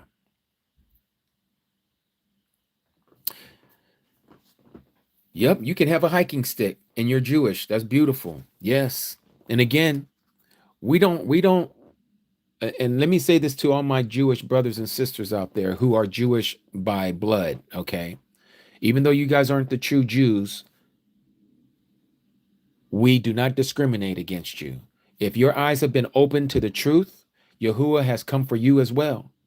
He's opened up your eyes to be a partaker of the true agreement, the true covenant. Okay? So then it goes on and says, it is the Pesach of Yahuwah. So this is the end of the information, the instructions on how you are to perform the Pesach. But it doesn't stop there. Now we're going to go over here. Oh, wait. No, we need to continue to read because I need you guys to see this part. Verse 12, and I shall pass through the land of Mitzrayim on that night, and shall strike all the firstborn of the land of the Mitzrayim, both man and beast, and all the mighty ones of Egypt, of Mitzrayim. I shall execute judgment. I am Yahuwah. And the blood shall be a sign for you on the houses where you are. And when I see the blood, I shall pass over you. Let's stop right there. We're getting a lot of spiritual information right here. I'm sure it's probably going off in your guys' head as well. The blood shall be a sign for you on the house where you are. So let's make this make plain. Let's make it make plain. You are the house. You are the body. You are the temple of Yahuwah. The blood is supposed to be on you, right? This is why it says that we were bought by his own blood. This is the sign that Yahuwah will see upon us. And it says, and when I see the blood, when I see the redemption of what my son has done for you, and you've received it, I shall pass over you. I shall not pass judgment on you on judgment day. And let the plague not come on you to destroy you when I strike the land of Egypt, or the world, because we know Egypt is symbolic of the world. And this day shall become to you a remembrance, and you shall celebrate it as a festival. Notice it says celebrate, not mourn, not be saddened. No, this is a day of celebration. Why? Because the Messiah, and I know it sounds like it's contradictory, but the Messiah who gave himself for us and was unalive for us, if he wouldn't have did that, Mishpachah family, we would have nothing to celebrate. We would definitely be mourning. We would be scared. We would be in fear because we have judgment coming upon us.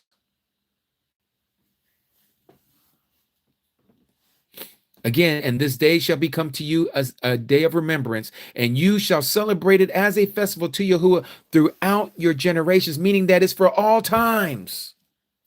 Celebrate it as a festival. Celebrate it as a festival. An everlasting law. What part of that do we not understand? Why did we change Passover to Easter? Why do we think this is okay? Where does bunnies and Easter bunny rabbits and all this other bunny eggs and all this have to come when bunnies don't even lay eggs? What all does this have to do with our Messiah? This fertility worship has nothing to do with him. This is pagan. But some of you will say, well, we don't call it Easter anymore. We call it Resurrection Sunday. You're still in the wrong. Let me ask you. Resurrection Sunday. Let's think about that word for a minute. Let's think about that phrase. Resurrection Sunday. Okay? And some of you have this resurrection service. When I used to be a Christian, I used to go to the Resurrection Sundays on the resurrection service on Resurrection Sunday. Right? Go over there and we're all facing the sun or towards the east, waiting for the sun come up, and then we have our service. So pagan. So pagan. Where is that in scripture? It's nowhere.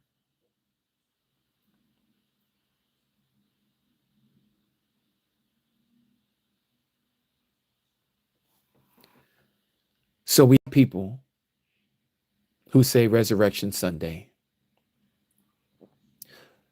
And every time I talk about this, I'm going to say it again. Is your birthday always on a Sunday? If you was born on a Sunday, every year that your birthday comes around, does it land on a Sunday? All of you, 100% would say no. Why does the Catholics, which is what the Christians, all Christians use this, by the way, they're all using the Christian calendar that the Catholics has given to all of Christendom to tell them when you are to celebrate the resurrection of their Christ. Notice I said their Christ because it's not the Messiah. The Messiah was resurrected on a Sabbath. Okay? Christianity says that he was resurrected on the first day of the week. Which one is it? He was resurrected on a Sabbath. But you wouldn't know that if you don't know the true calendar, because they got you believing that 3 days and 3 nights somehow magically becomes Friday, Good Friday, Saturday, he rested on the Sabbath, and then he resurrected on Sunday. They say, see, there's your 3 days, but where's the 3 nights? Oh, it's in there somehow. It fits. Don't get into all the semantics. Just know that he was resurrected on a Sunday. But that would make our Messiah a liar.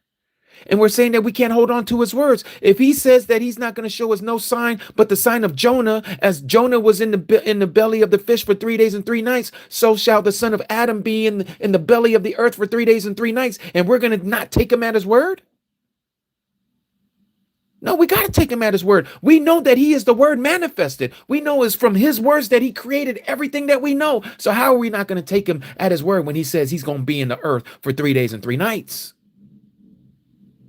Why don't we take him at his word? Why we're going to allow people to change his words with their traditions?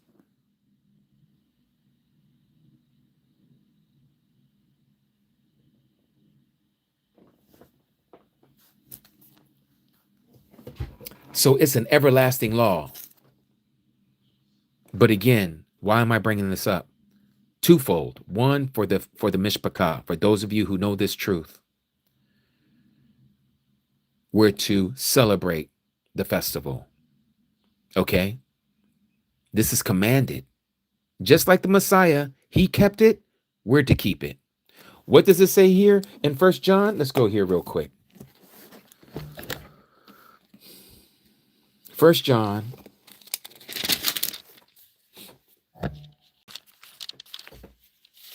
chapter 1.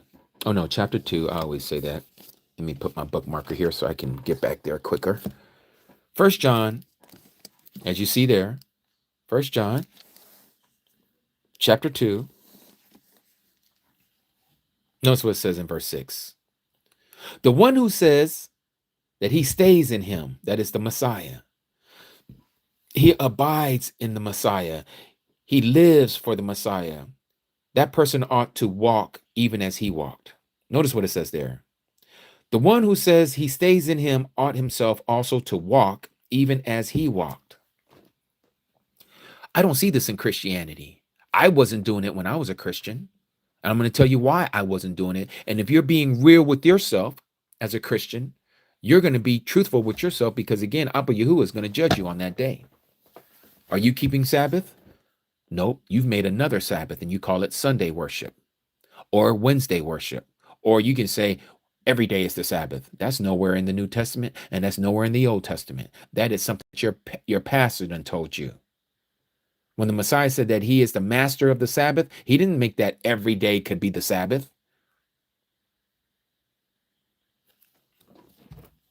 So if we are to walk as even as he walked, as it says here in verse 6, then we ought to be keeping Passover. And not only are we to be keeping Passover, but we should be keeping the other 6 appointed times. And not only those other 6 appointed times, we should also be keeping the Sabbath day. But you won't know what the true Sabbath day is unless you're studying to learn about the true calendar. You see, Abba Yahuwah has looked past our ignorance for centuries. But now in these last days and times where he is unsealing the book of Daniel, where he's unsealing the prophecies, where he's unsealing the book of Revelation, he is revealing it to his people for those who have eyes to see and ears to hear. Now you're going to receive the truth. Now your eyes are going to be open to your understanding. Now you're going to start walking in my commandments. Because now you're going to follow what it meant from the very beginning. This is what he says in the book of Hebrews. Sticking in the New Testament. Remember, we're talking about keeping the Pesach. Don't forget. I know sometimes it sounds like I'm going all over the place, but I'm laying a foundation here, and you guys will understand it as we continue. But it's the truth. And that's why I have to show you passage after passage, just not giving you my interpretation and not telling you what I want you to know. No, let's see what the Spirit says to us. Notice what it says here. This is Hebrews chapter 8, okay? We're going to start at verse 8. Notice how all of this is in bold lettering, lets you know that this is being quoted from the scriptures. What is the scriptures, Mishpachah family? What is the scriptures? Let's see if somebody, what is the scriptures? What is considered scripture?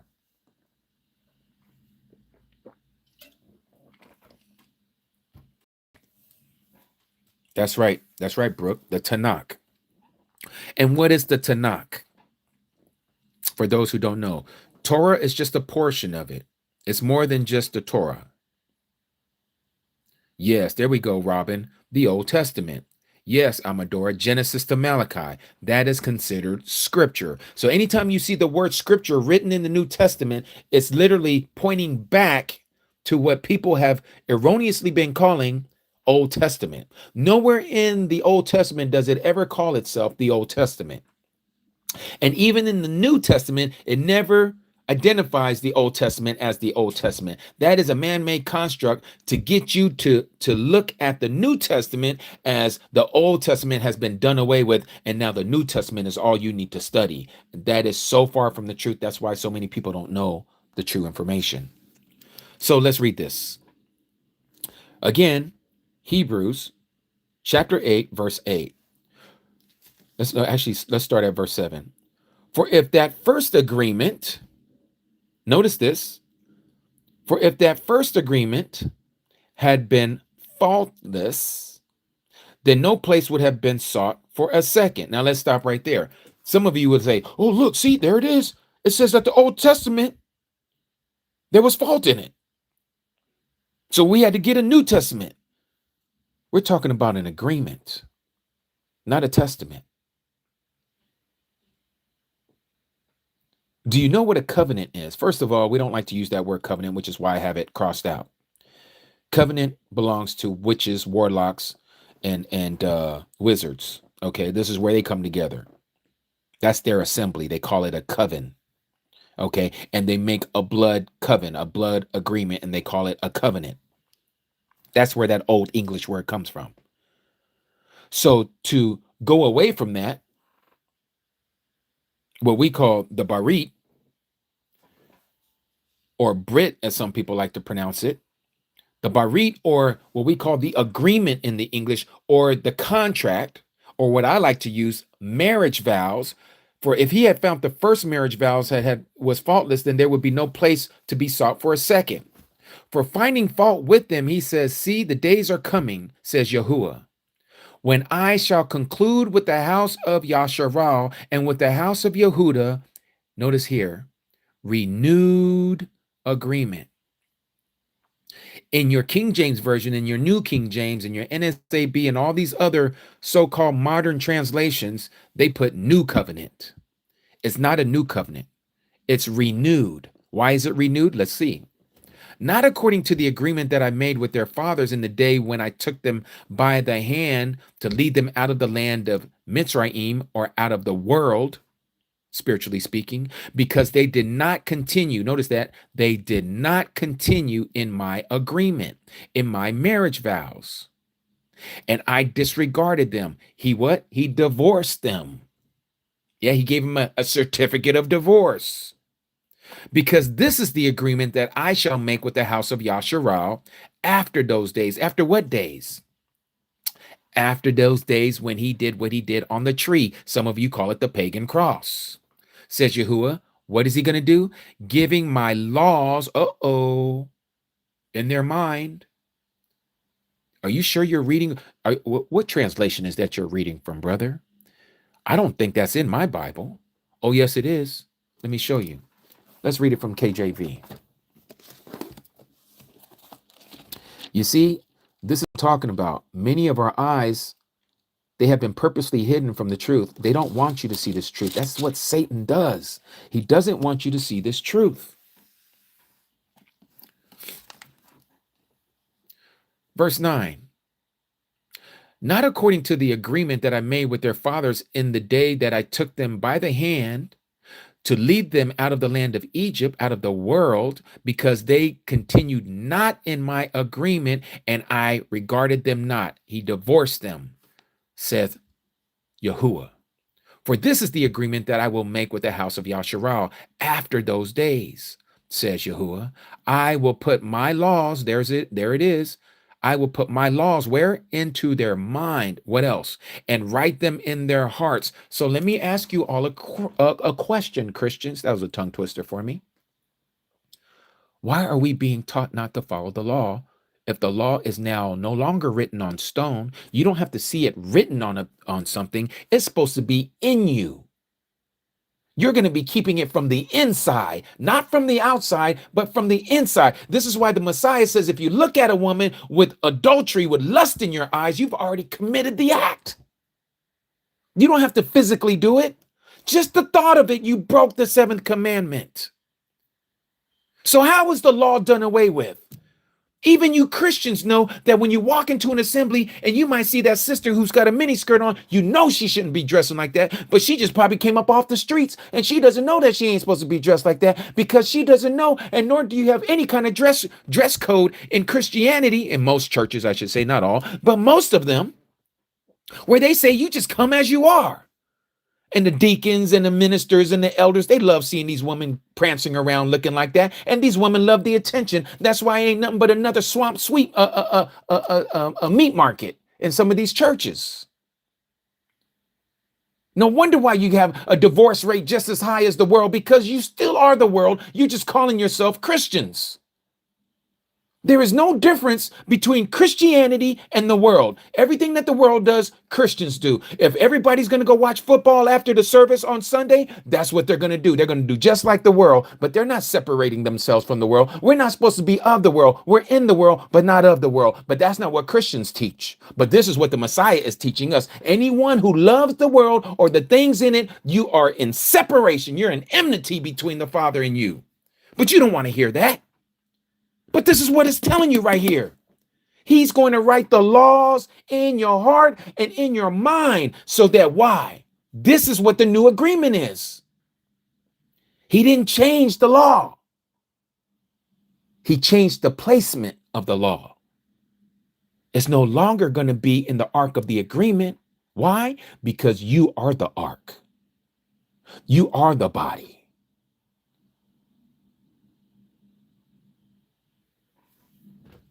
This is the agreement.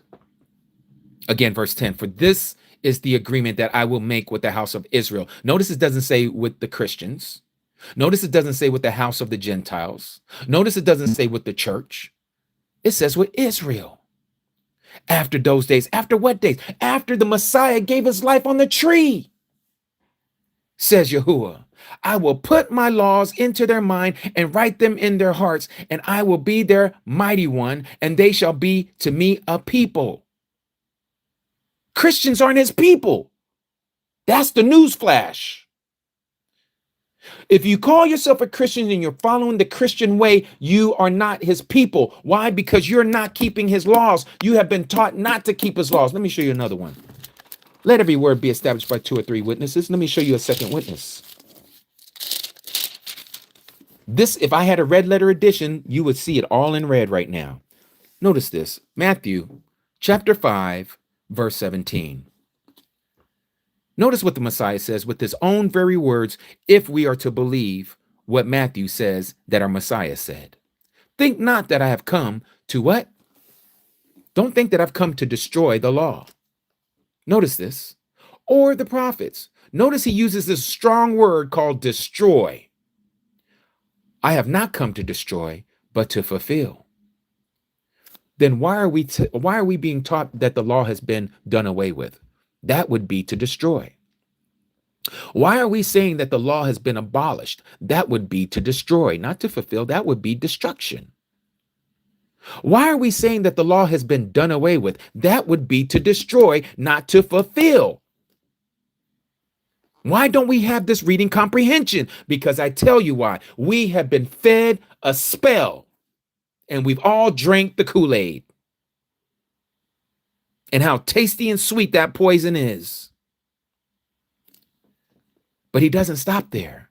For verily I say unto you, till heaven and earth pass away, not one yod, not one tittle shall in no wise pass from the law, till all be fulfilled. Heaven and earth is still here, Mishpachah, family. It hasn't gone anywhere. So if we're to keep the Passover and not Easter, we have taken one away and substituted it with a pagan practice called Ishtar.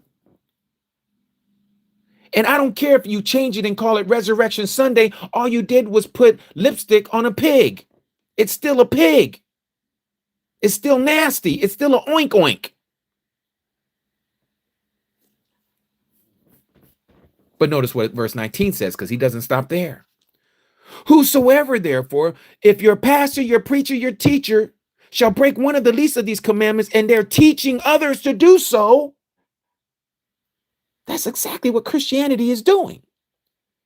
He or she shall be called the least in the kingdom of heaven. But whosoever shall do the law and teach the law, the same shall be called great in the kingdom of heaven. This is still the same story. Nothing has changed. Just like what we read here in Hebrews chapter 8, verse 10. For this is the agreement that I will make with the house of Israel after those days. Again, not with Christians, not with Gentiles, not with the church folks, with Israel. After those days, says Yahuwah, I will put my laws into their mind and write them in their hearts. And I will be to them a mighty one, and they shall be to me a people. This is right out of Hebrews. This is New Testament. This is why the Messiah can say this to you in Revelation chapter 22. Because if this was not the case, then he would not say this. Notice what he says in 22, verse 14.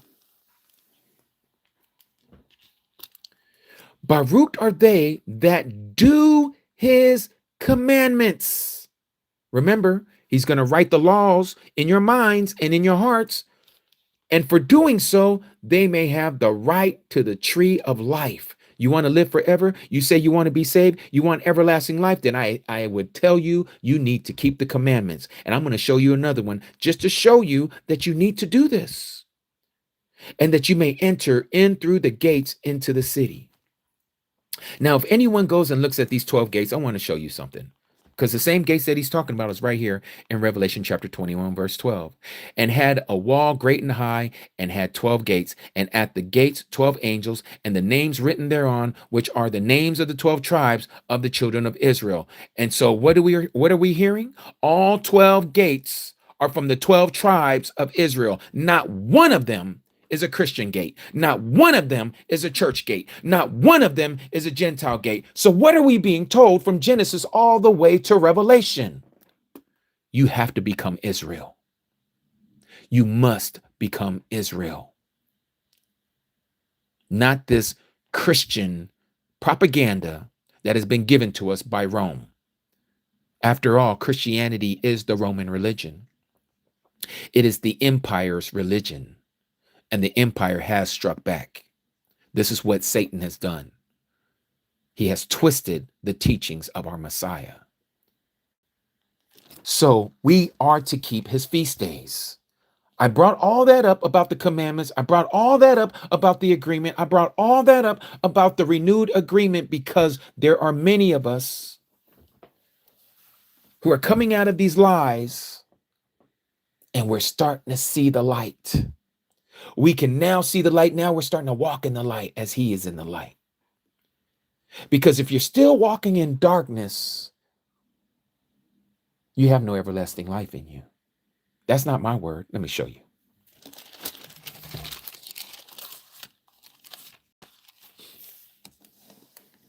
First John chapter 1, verse 5. This then is the message that we have heard from him, that is the Messiah, and declare unto you. This is what John is saying. John, the apostle, who wrote the Gospel of John, who wrote 1st and 2nd and 3rd John epistles, who wrote the book of Revelation. He's the one who's saying this. He heard this directly from the Messiah, and now he's telling us and declaring it unto you that Alua Elohim is light. And in him is no darkness. There's no transgression, no sin in him at all.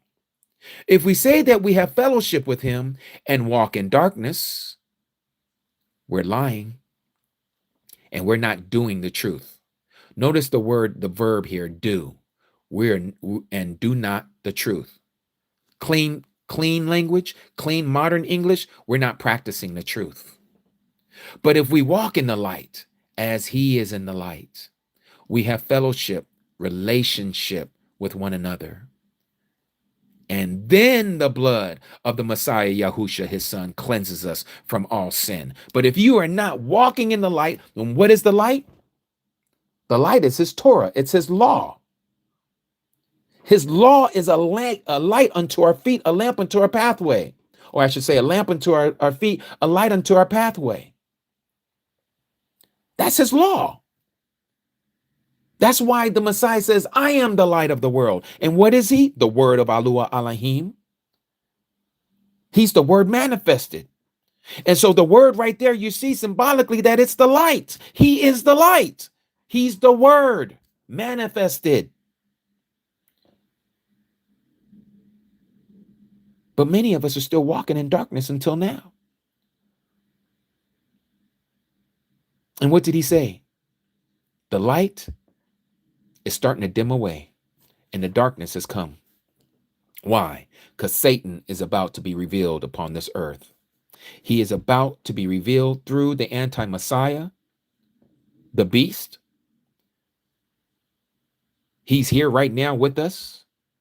We don't know exactly who he is. There's people that are making their assumptions, but still, we shall not make false accusations of another until we know.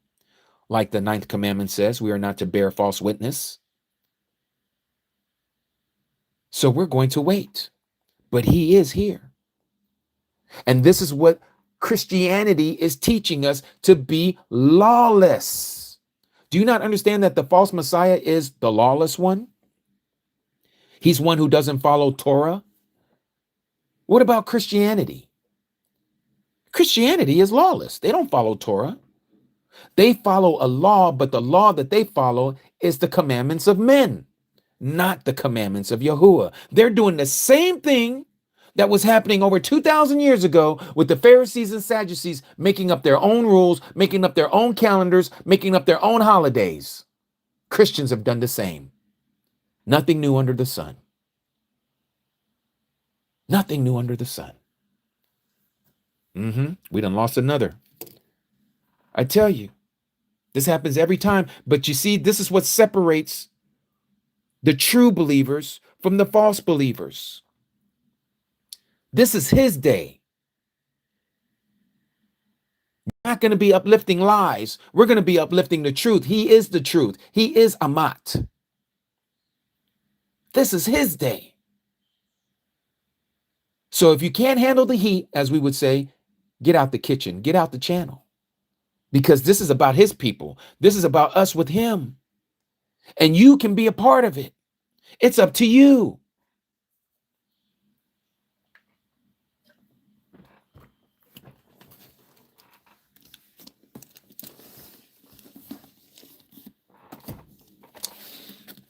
Let's go back here to Exodus.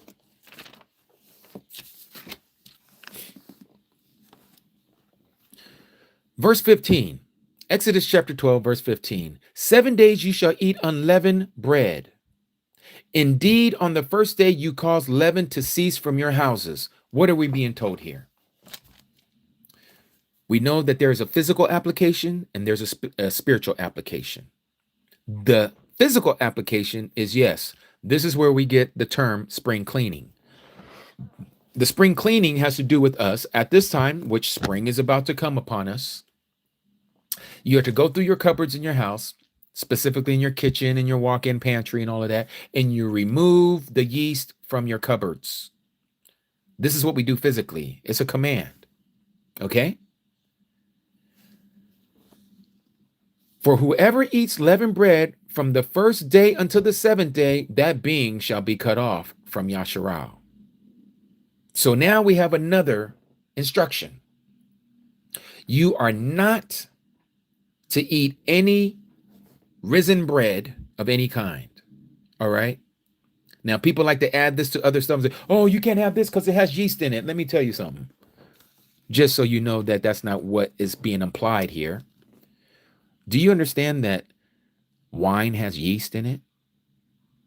So are we not to drink wine? After all, that is part of Passover. How do you think wine gets fermented? It's yeast that does that. So he's not talking about everything that has yeast, okay?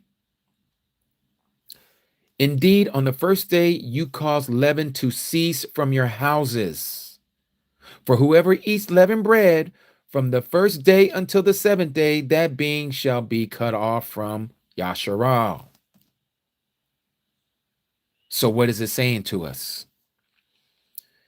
You have any of that rising agent called yeast in your house? Get rid of it. And then get rid of all your cookies and all of your leavened crackers and all of your leavened bread. Okay, it doesn't mean to throw out your noodles, and there's people throwing out noodles and stuff. This is not bread. Okay, it's got yeast in it, but it's not bread. Keep that in your cupboard. Remove everything else though. Okay? Anything that, because again, we're talking about leavened bread here. Okay? So you throw it out. You get rid of it. This is the physical application. Now, what's the spiritual application to all of this? Now, we just read that in 1 Corinthians chapter 5, verse 8. Let's go back and remind ourselves. Let's go back there. 1 Corinthians chapter 5, verse 8. What does it say here? Actually, verse 7. Therefore, cleanse out the old leaven. Notice that. So that you are a new lump, as you are unleavened. For also Mashiach, our Pesach, was slaughtered for us. So then let us celebrate the festival. Just like we were told, celebrate the festival. Shaul is teaching the law. Shaul is not teaching against the law, just like a lot of Christians like to say. He is teaching about the law. He's making clarification about the law, spiritually speaking. So then let us celebrate the festival, not with old leaven, nor with the leaven of evil and wickedness, but with the unleavened bread of sincerity and truth. He's given the actual spiritual application of what it means. Again, yes, we do the physical application, remove the leaven out of your home. Yeah, physical. But now it's time to remove the leaven out of your spiritual home. You, the body, the tabernacle of Yahuwah. Remove that stuff. Remove the wickedness. Remove all of the wickedness, all of the evil. That's what we're supposed to do. That's what it represents. That's the true interpretation. That's why it says that Yahuwah when he came in the flesh as Yahusha, he came to us to teach us how to walk this out. We no longer needed the law to be our tutor. It doesn't mean that the law has been done away with. We no longer need the law to tell us how to perform this because we have the one who became flesh, who is the law. So he's showing us how to walk the law. Not that the law was done away with. Remember what he said in Matthew chapter 5, verse 17. Do not think that I came to what? Destroy the law or the prophets. I did not come to destroy, but to fulfill. So he can't be saying one thing on one side of his mouth and then turn around and say the other thing on the other side of his mouth. No, the law has not been done away with. It's the way we apply the law that has changed. But the application of the law is still in existence because heaven and earth is still with us. Amat? Let's continue. Exodus chapter 12, verse 16. And on the first day of the set apart gathering, which we're going to have, the first day of Matzot, and on the seventh day, you have a set apart gathering. So you're supposed to have a gathering on the first day of unleavened bread and on the last day of unleavened bread. No work at all is to be done on them. So these 2 days, the first day and the seventh day, are considered like a Shabbat. You are not to work. You don't do any money changing. You don't do any buying or selling on that day. No work at all is to be done on them. Only that which is eaten by every being, that alone is prepared by you. So whatever you already have prepared, that's what you're going to eat for those 2 days. That's what you're going to eat. Now, this is a day where you can cook, but it's not a day that you can work. You're not to buy and sell, but you can eat what has been prepared by you. And you shall guard the festival of Matzot, that is the unleavened bread, for on that same day I brought your divisions out of the land of Mitzrayim. And you shall guard this day throughout your generations, an everlasting law. Again, here we see an everlasting law. Why aren't Christians doing this? After all, they saying they're following the Messiah, and yet the Messiah kept these days. Why aren't you following these days?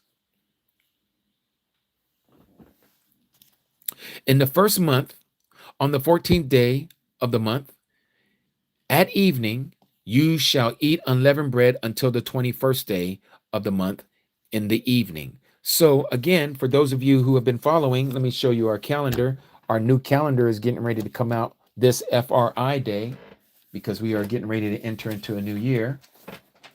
But let me show you the old calendar that has already passed.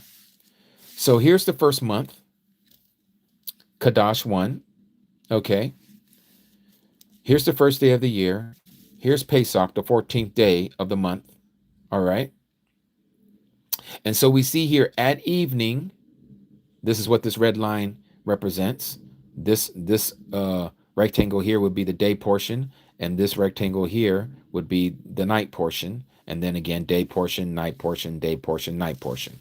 Okay, so here we see we are to do it at evening, okay, on the 14th day.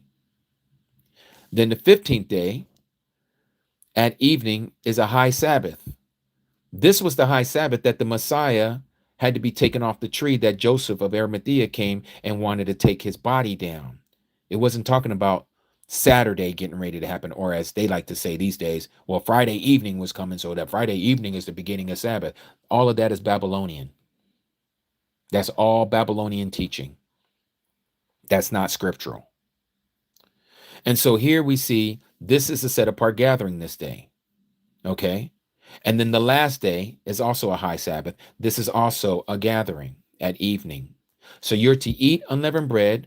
If you include the Pesach, it'll be 8 days, but we just read about the Pesach, so it's not including that when it says for 7 days you're to eat unleavened bread. So this would be the first evening, second evening, third evening, fourth evening, fifth evening, sixth evening, seventh evening. Remember, it says for 7 days, from the 15th to the 21st, you are to eat unleavened bread. Let's read that again.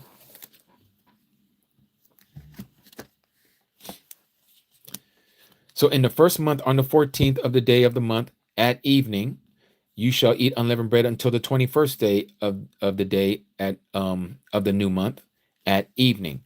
So again, 7 days here. Now I did say 15, but it is from the 14th because we do eat unleavened from the 14th of Pesach, which is right here.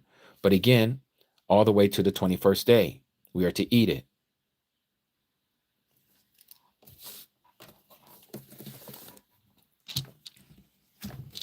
All right. So then it goes on and says, for 7 days, no leaven is to be found in your houses.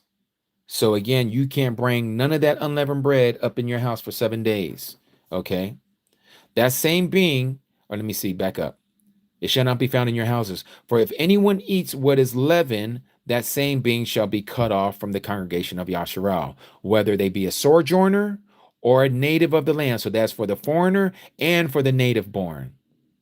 DNA Israel and those grafted in, like the Gentiles. You are not to be seen eating any leavened bread. Now, that's physical application. Spiritual application. What are we being told there? What does the 7 days represent? The 7 days represent the time. Remember, a day is 1,000 years and 1,000 years is a day. All throughout the generations of the years of man, those who are going to be the true believers would strip themselves of any boastfulness, any pridefulness, any evil, any wickedness. It would be out of them because they're going to walk upright with Yahuwah. They would be considered righteous people, just like Lot, just like Noah, just like Abraham, just like Joshua, or who they call Joshua. All these people were considered righteous in their time. They had no leaven in them. We're to be the same in our time. This is just not for this time of unleavened bread. This is a way of life. We are to not have leaven in our bodies, in these vessels, ever. But we're going to mess up. We're going to do wrong. We're going to fall short. This is where the blood compensates for our weakness. This is where the blood of the Messiah cleanses us of all of our transgressions, like we read in 1 John chapter 1. If we walk in the light as he is in the light, then he is faithful and just to forgive us of all of our transgressions by the blood of his son, Yahusha. But we have to be walking in the truth. We can't be walking in disobedience. And the only way you can be in obedience is that you're doing the law. That's where the word obedience comes from. Because if you're not following his instructions, then you're being a disobedient child. You're an illegitimate child. You don't belong to him. And you can't call him Abba Father because you are not doing what Abba Father told you to do. So you are a legitimate child. But you can always come back as the prodigal son. You can always come back. But that's up to you.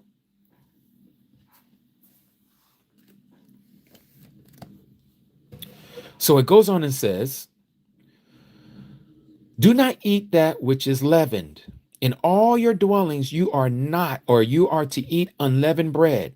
So again, what are we told about the Messiah? What did he say in John? He says, I am the bread of life. I am the manna that came down from the Shama, from the heaven. This is not the bread that Masha gave you when you were out when your forefathers were out in the wilderness. No, I'm giving you the true bread. This is the same bread that we were told in the so-called Lord's Prayer, as they like to say in Christianity. Give us this day our daily bread. What is that daily bread? His word. The word is the bread, and it's unleavened. It is not leavened bread. It's not prideful bread. It's not prideful words. These are meek words. These are humble words. These are words for life. Like Kappa said, where can we go? You have the words of life. This is the bread.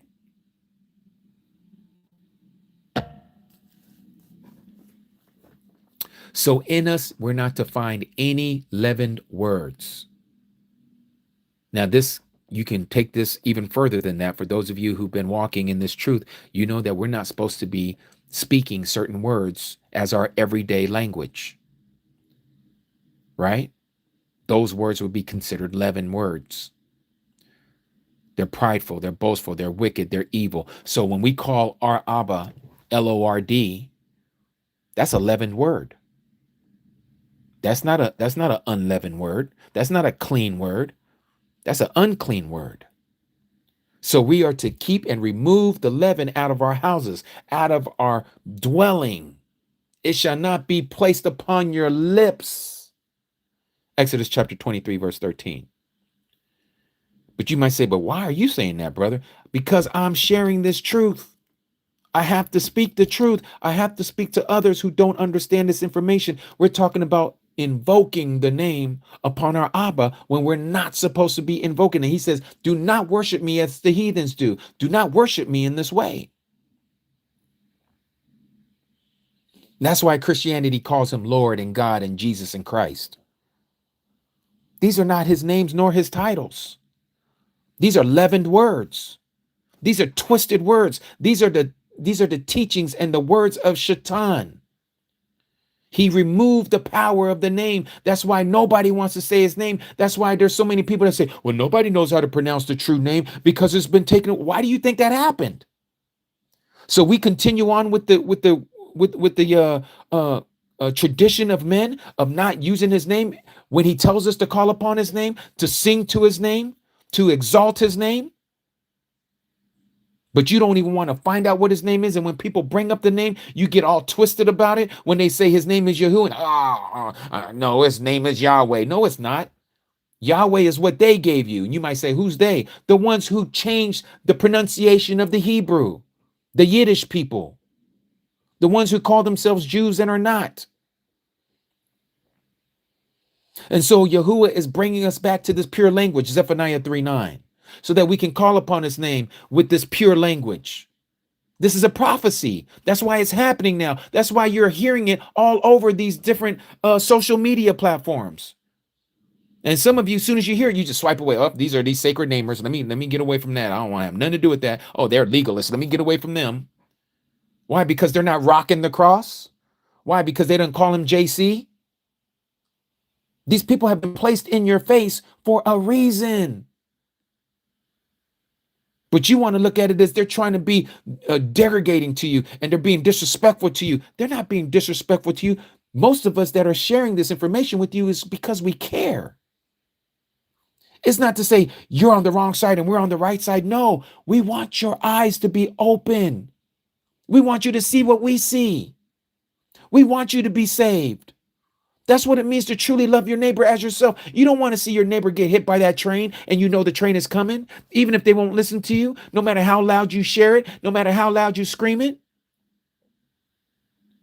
You do it because you care. You see the destruction coming. They don't see it. Ignorance is bliss.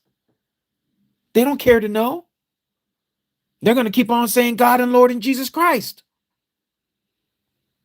because they haven't been pricked in their heart to understand that they have to also get this message. They need to hear from the Spirit and not from a man.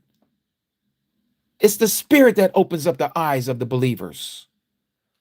No institution, no pastor, preacher, or teacher. It's the Spirit that does this. What did he say? And a whole bunch of Christians love saying this. Not by might, but not by power, but by my Spirit, says Yahuwah. Of course, they use the other pagan word.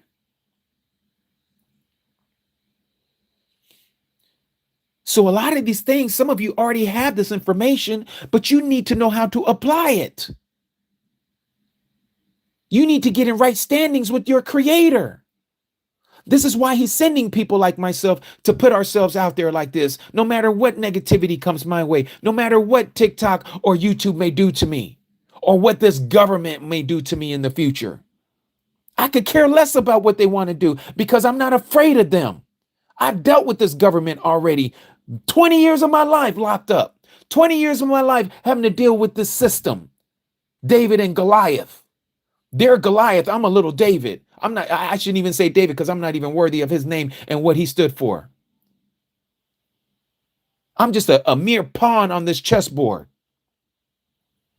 trying to tell a whole bunch of you who are knights and bishops and queens and kings who you are in the Messiah. How much he loves you. That's why he sends people out like us. That's why what? Just like our ancestors, every time the Messiah sent somebody who is a preacher, a teacher, a prophet, apostle, what did they do to them? He says, all the ones that I've sent to you, you unalive them. And I'm going to send my own son, and you're going to do the same thing to him. And that's exactly what our ancestors did. They unalived him. Because anybody who starts speaking the truth, they get shut down. The people who speak the truth, and I'm not talking about everybody who's calling or claiming themselves to be speaking the truth. The true people who are speaking the truth, when they're speaking the truth, unadulterated, it's enough to get you killed. Charlie Kirk. I don't agree with everything that man was saying, but I'm going to tell you something. That man was put in a position where his eyes started opening up. He didn't know too much about the Sabbath, but he was starting to he was looking into it. And you know what? I might be stretching out here on a limb, but I'm going to say something here. I would not be surprised if that man made it. Even though he was calling him Jesus, even though he was saying God and Lord, Yahuwah was opening up his eyes little at a time.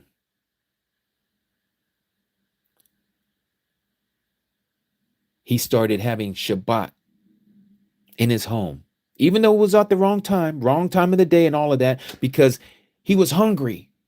Just like many of you, you're hungry. You want to know this truth.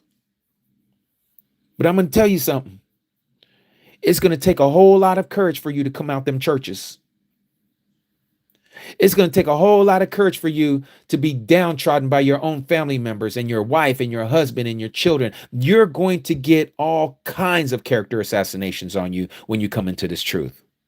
Oh man, what's wrong with Jimmy? He sounds like he's part of a cult. He don't celebrate no holidays. He won't celebrate his birthday. He won't call his mom on Mother's Day. Man, this dude needs a hug. I actually had one of my family members tell me that. When I said, I don't celebrate this, I don't celebrate that. And one of my family members said in the text, man, Jimmy needs a hug. As if that would correct everything. He feels like he's, we need to show him that he's still loved by the family.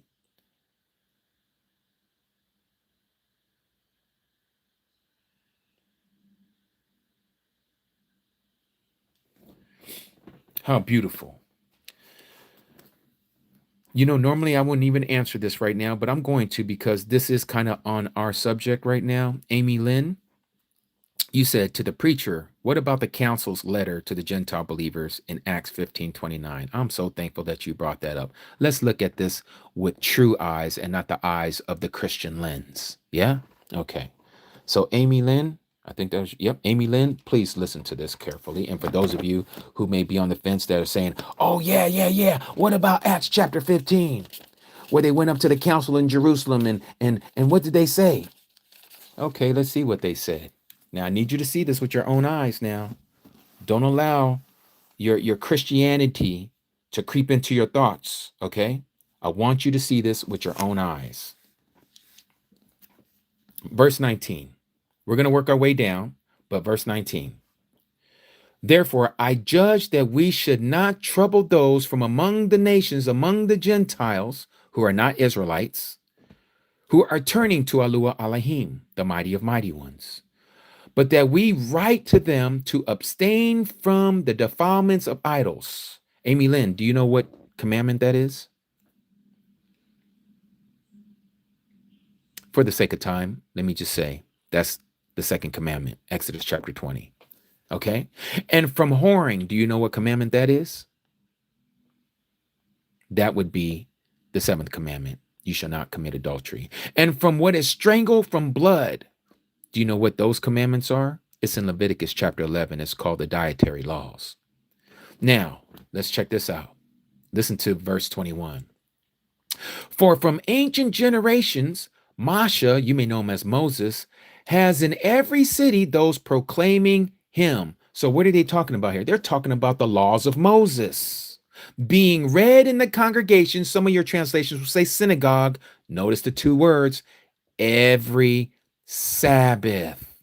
Do you see anywhere here it says that no, the Gentiles can have their own day of worship, that they can change it to a Sunday, that they can call themselves Christians, and that they can hang a cross? You don't see any of that here. It's telling them that they're going to, if they truly want to know this truth, we're going to start them off with just these three things: to abstain from defiling themselves with idols, which a lot of Christians are still doing, from whoring, fornicating, living out of wedlock, a lot of Christians are still doing, and from strangled things from blood, which a whole bunch of Christians are still eating their meat, medium rare, eating their lobsters, eating their pigs, eating their oink oink, their bacon, and have people like Anthony Mitchell or whatever his name is from 2819 Ministries talking about, that bacon be slapping me every morning in the face.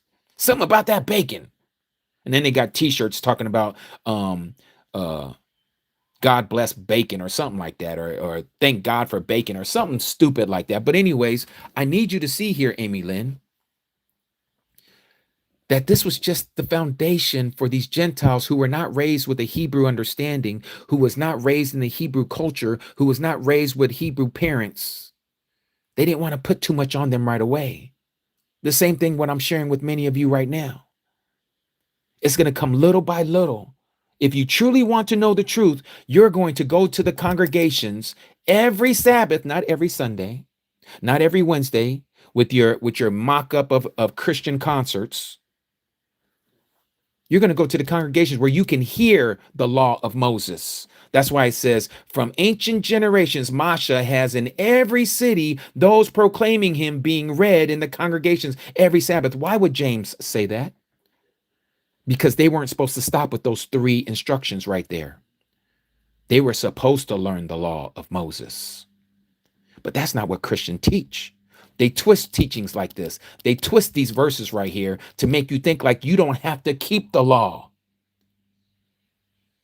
And then they'll go to Galatians chapter 3 to try to nail it in the coffin and say, see, if you're trying to keep the law, then the Messiah has nothing to do with you. He's an anathema to you. He's separated from you. You've fallen away. You became an apostate. This ain't nothing but the teaching of Satan for anybody who tells you to be lawless.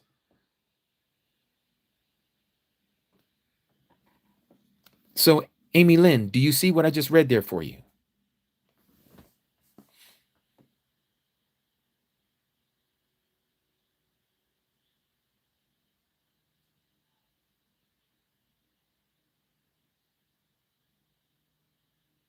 Amy Lynn, are you still here? I'm waiting to see if you say yes or no. Carrie, I was reading from Acts chapter 15, verses 19 to 21.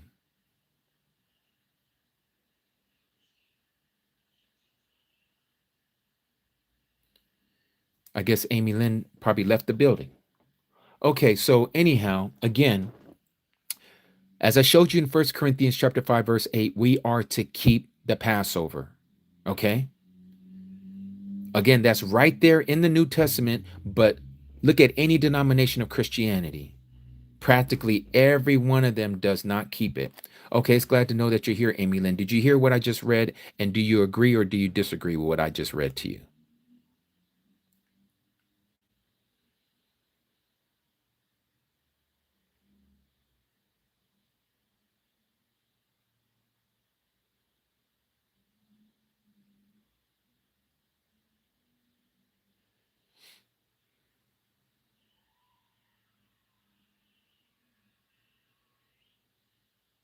Mm-hmm.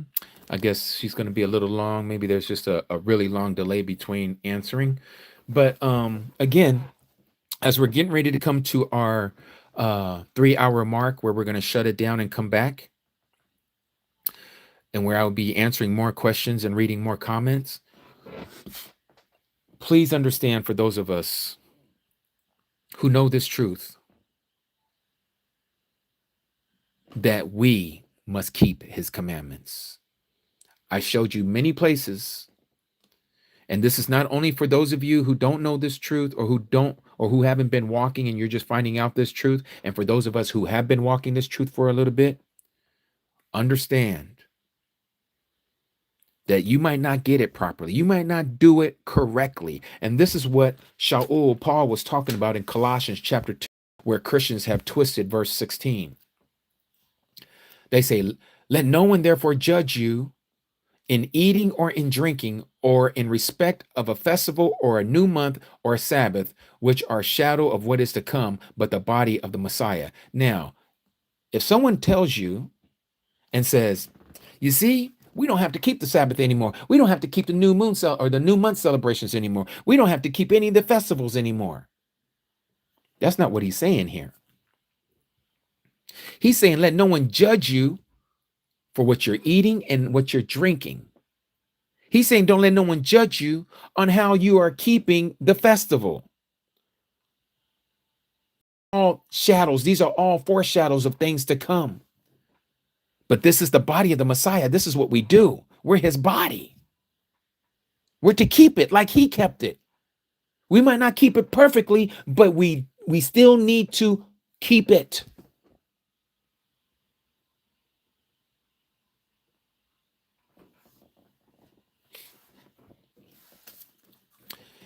And so while we're here, let me go ahead and knock this other bird out with this stone.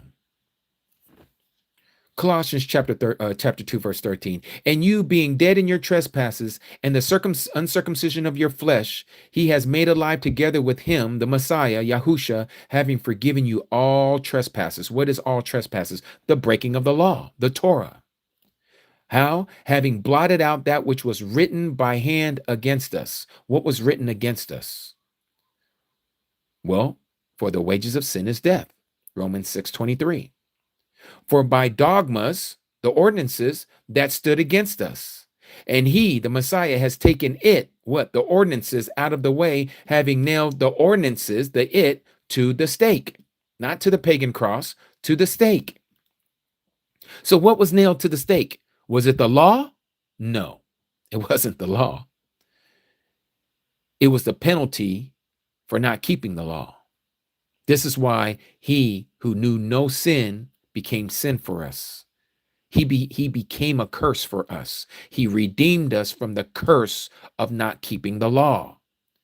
Because the law itself is set apart. It's clean. It's pure. It's spiritual. It's not nasty. It's not ugly. It's not dirty, as you've been taught in Christian circles. The law is pure. He says that his word is established in the heavens and it's established forever. So how is the law dirty? How is the law unclean? How is the law not to be followed?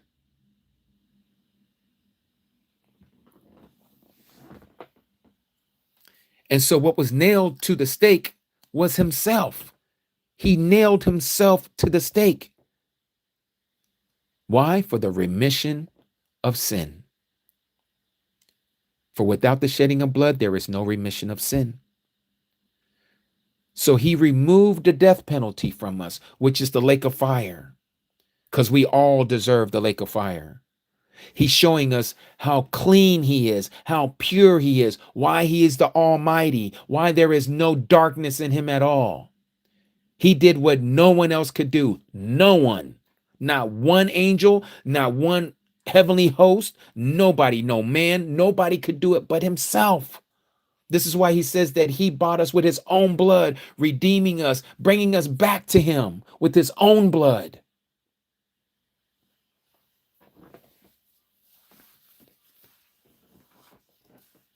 So that's what it means when he says, let no one therefore judge you in eating. What? So you're not going to eat? If you're going to apply that you don't have to do the Sabbath and you don't have to keep the festival, you might as well don't eat and drink then.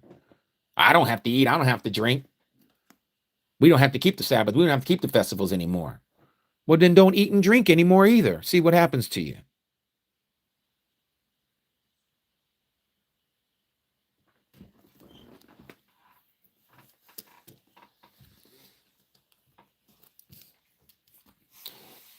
And notice this here. This is in the same book of Colossians, chapter 3, verse 6.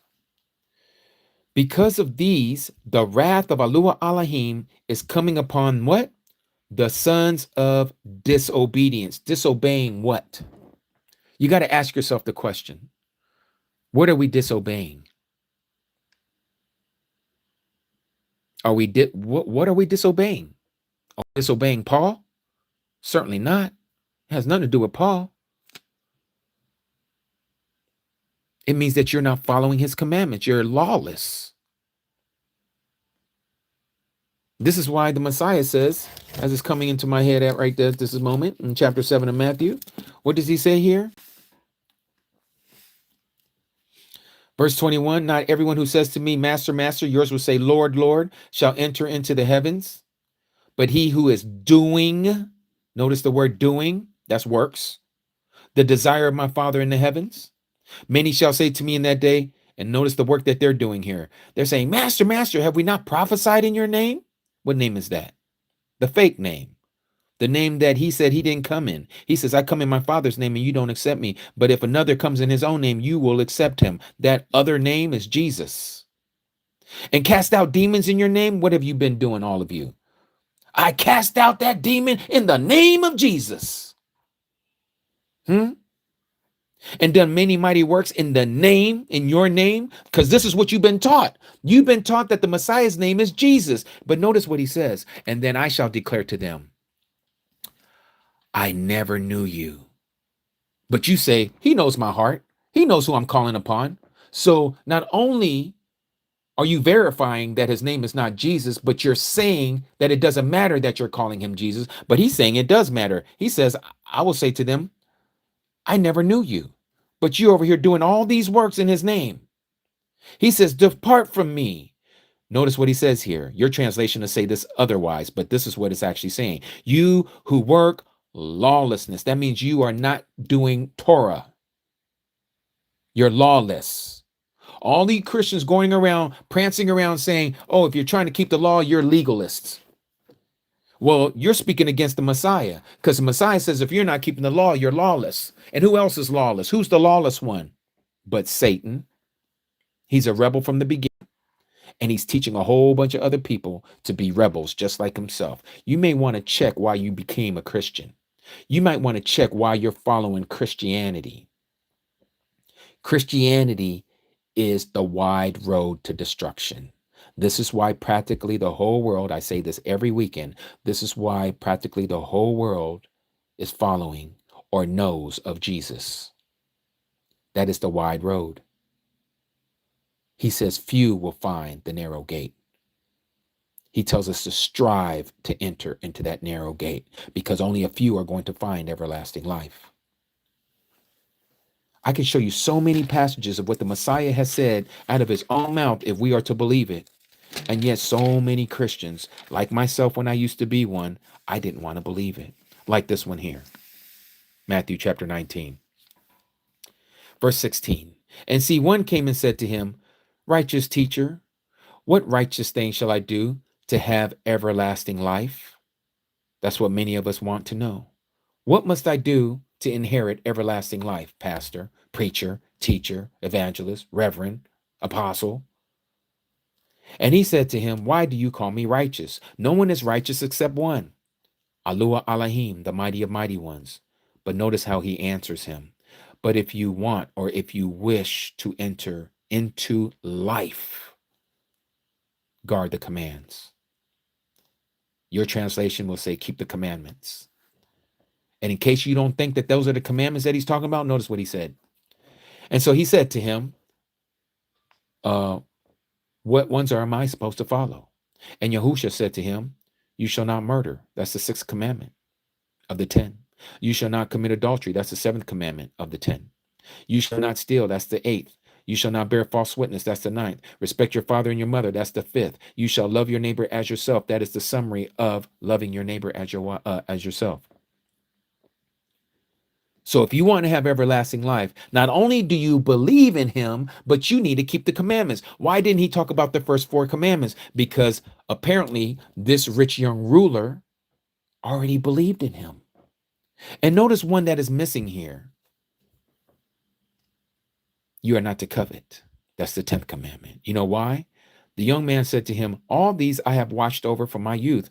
What do I still lack? Yahusha said to him, if you want to be perfect, go sell what you have and give to the poor, and you shall have treasure in heaven. And come, what did he tell him? Follow me. And when the young man heard the word, he went away sad because he had what? Many possessions. He was a coveter. The 10th commandment. That's why the Messiah never told him about the 10th commandment, because he already knew that he wasn't keeping it. He loved all his stuff. He was covetous. He was a coveter. How about you? Are you a coveter today? Are you coveting things that we are to remove? For those of us who are in the truth, let us remove those things. This is part of the yeast. This is part of the leaven that we need to remove out of our life. And I'm not talking about you need to physically go sell something. I'm not telling you to physically give it to the poor. I'm talking about in your mind. What does those things mean to you? If your car is causing you to sin, get rid of it. If you're in love with your vehicle, get rid of it. It's better for you to sell it than to be tossed into that lake of fire. What about some of you ladies that have something that you love? Maybe it's your bag, your Louis Vuitton bag, or whatever it is. Maybe it's the way you look as you put on your makeup. You idolize the way you look in the mirror. Get rid of it. Stop doing that to yourself. You're perfect just as you are. You don't need to paint your face to make yourself look better. That's a facade. That's a mask.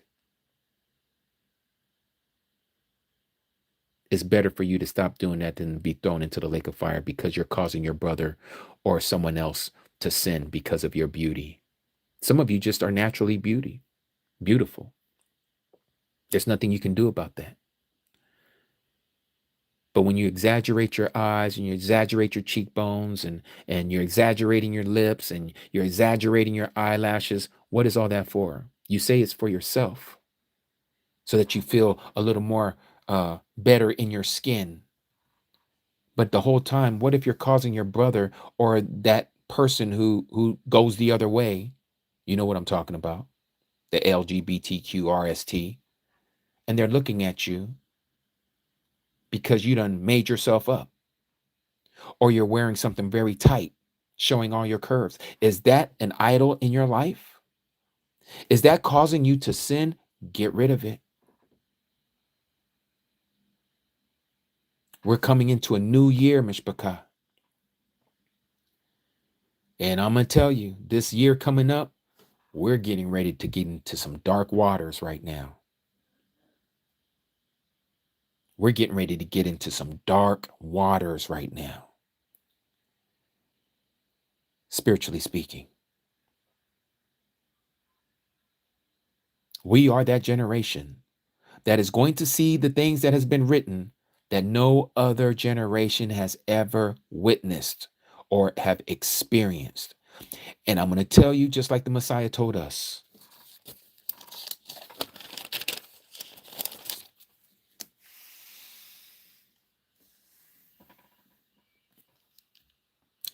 and if those days, Matthew 24, verse 22, were not shortened, no flesh would be saved.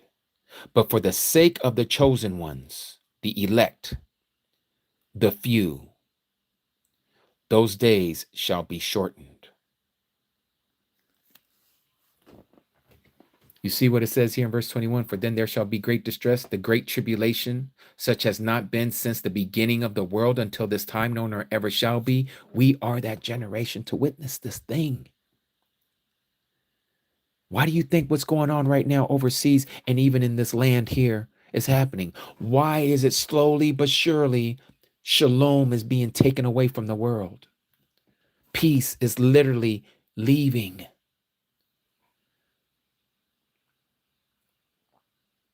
These are signs for the people who know their Messiah, who know their shepherd. He says, my sheep hear my voice and they follow me. Are you following the Messiah today? Or are you following a construct of man about their Christ and his imagery and his teachings of lawlessness, and that you don't need to keep the law? Because if you are, you have no one to blame but yourself, because you're being led by blind guides, and he's not going to give you an excuse on that day. And yes, it has to do with your heart condition. Either you're going to listen to him or you're going to listen to another. You can't be straddling the fence. He wish you were hot or cold. And since you're lukewarm, he said he's going to spit you out of his mouth. We are living in the true days. These are the days that has been spoken of. And I don't know about you, but for me, I'm trying to do a little better every day. I self-examine myself as much as I can. Even after I get done having a conversation with someone or a confrontation with someone, I go back in my head and I'm like, what did I say? What did I do? Could I have been better? Could have acted differently? What could I have done better? If you don't have those kind of thoughts running through your mind, then you're probably either egotistical, you're prideful, or boastful, or all three. Because we know the lust of the eyes, the lust of the flesh, and the pride of life has nothing to do with our Father. Everyone who thinks like this, they're done. They're done.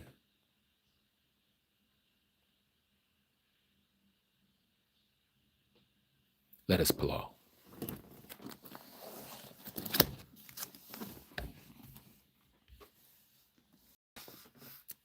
Heavenly Father, our Abba in the Shama, to the Atah for your message as we get ready to enter into a new year on your calendar. Abba, we ask that you help us to self-examine in our hearts and in our minds what it truly means about these days of the times that are appointed by you. Help us to look in ourselves, O Abba. We ask that you will remove from us this stony heart and give us a heart of flesh, O YAH. And Abba, for those who are listening, who have been calling themselves a Christian, Abba, we ask that you would open up their eyes and their hearts to your truth. That the words that you have allowed for me to share with them today would resonate in their heart and in their mind. And that they will look into your word to seek out your truth so that they too may be one of your children, to rule and reign with you forever. Abba, we know that not everyone has been called. You said only many have been called. And out of that many, only a few of us are chosen. May all of us here today be chosen. May our names not be blotted out of the Lamb's Book of Life, but that it will remain, and that our fruits may bear fruit for you, some 30, 60, 100-fold return unto your righteous name, O Abba. We ask that you help us to have more compassion with those that we speak to.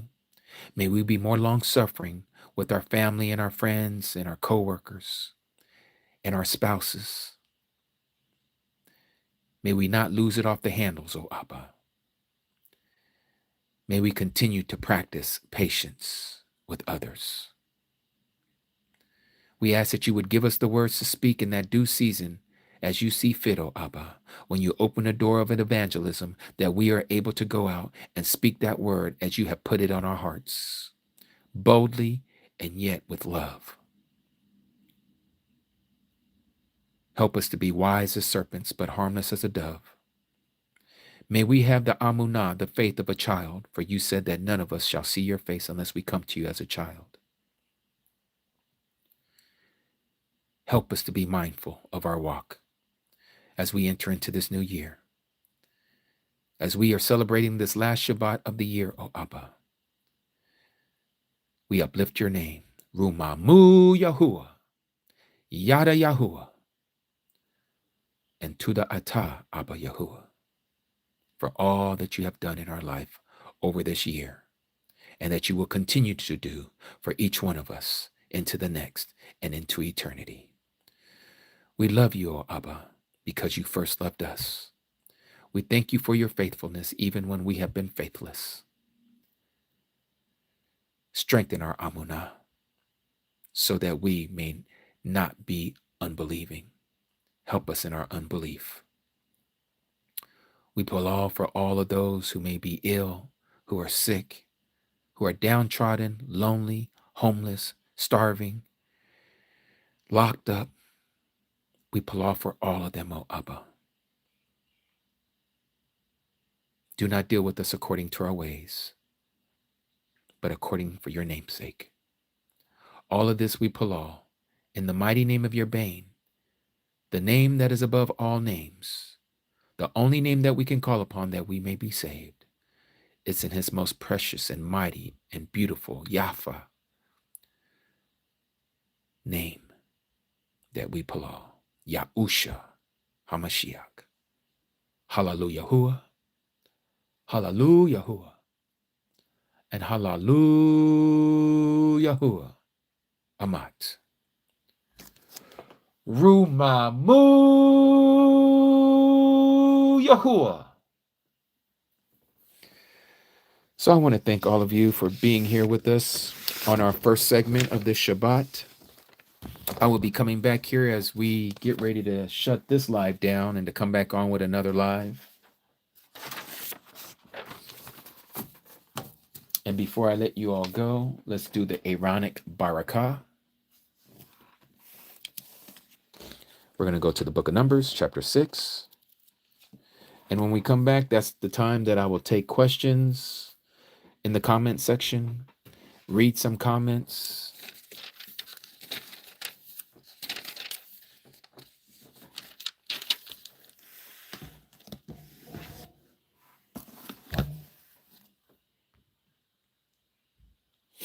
And it reads, verse 22, Numbers chapter 6, verse 22. And Yahuwah spoke to Moshe, saying, Speak to Aaron and his sons, saying, This is how you barak the children of Yasharal, that is, those native born and grafted in. Say to them, Yahuwah barak you and guard you. Yahuwah make his face shine upon you and show favor unto you. Yahuwah lift up his face upon you and give you shalom. Thus they shall put my name, Yahuwah, not the Lord, not God, Yahuwah. They shall put my name on the children of Yasharal, and I myself shall barak them. Hallelujah, Yahuwah, for the reading of his word this Yom, and for all of us able to come together on this beautiful Yom called Shabbat. Hope to see all of you on the other side. My name is Jimmy, aka Brother Jimmy, aka Ambassadors of YAH. We are the ambassadors of YAH, every last one of us who walk this truth out. Until next time, as we come together, and by the way, make sure you are with us. Next Shabbat will be on Pagan Day Monday and not on Sunday. So just mark your calendar. I will be on at the same time, just a different date. Shalom, Mishpachah. See you in about 5 minutes.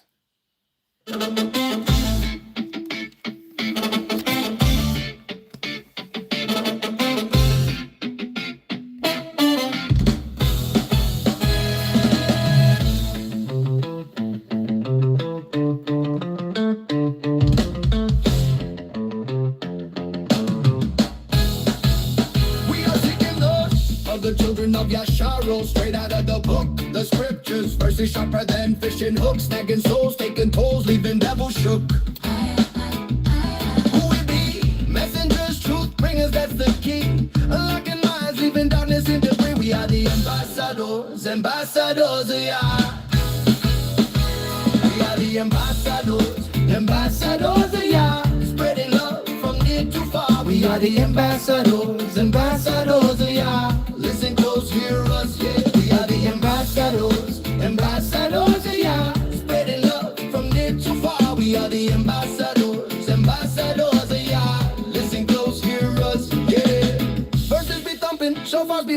be steady. Word power every hour, truth already.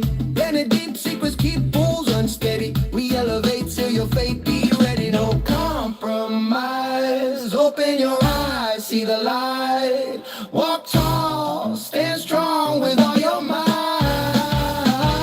We are the ambassadors, ambassadors of YAH. Spreading love from near to far. We are the ambassadors, ambassadors of YAH. Listen close, hear us, yeah. We are the ambassadors, ambassadors of YAH. Spreading love from near to far. We are the ambassadors, ambassadors of YAH. Listen close, hear us, yeah. Ooh, yes. Ruma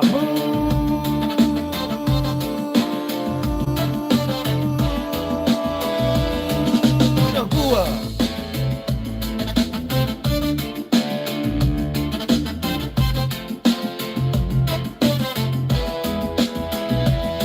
No compromise. Open your eyes, see the light. Walk tall, stand strong with all your might. We are the ambassadors, ambassadors of YAH. Spreading love from near to far. We are the ambassadors, ambassadors of YAH. Listen close, hear us, yeah. We are the ambassadors, ambassadors of YAH. Spreading love from near to far. We are the ambassadors, ambassadors of YAH. Listen close, hear us, yeah. Yes. Hallelujah, Yahuwah, Abba Yahuwah.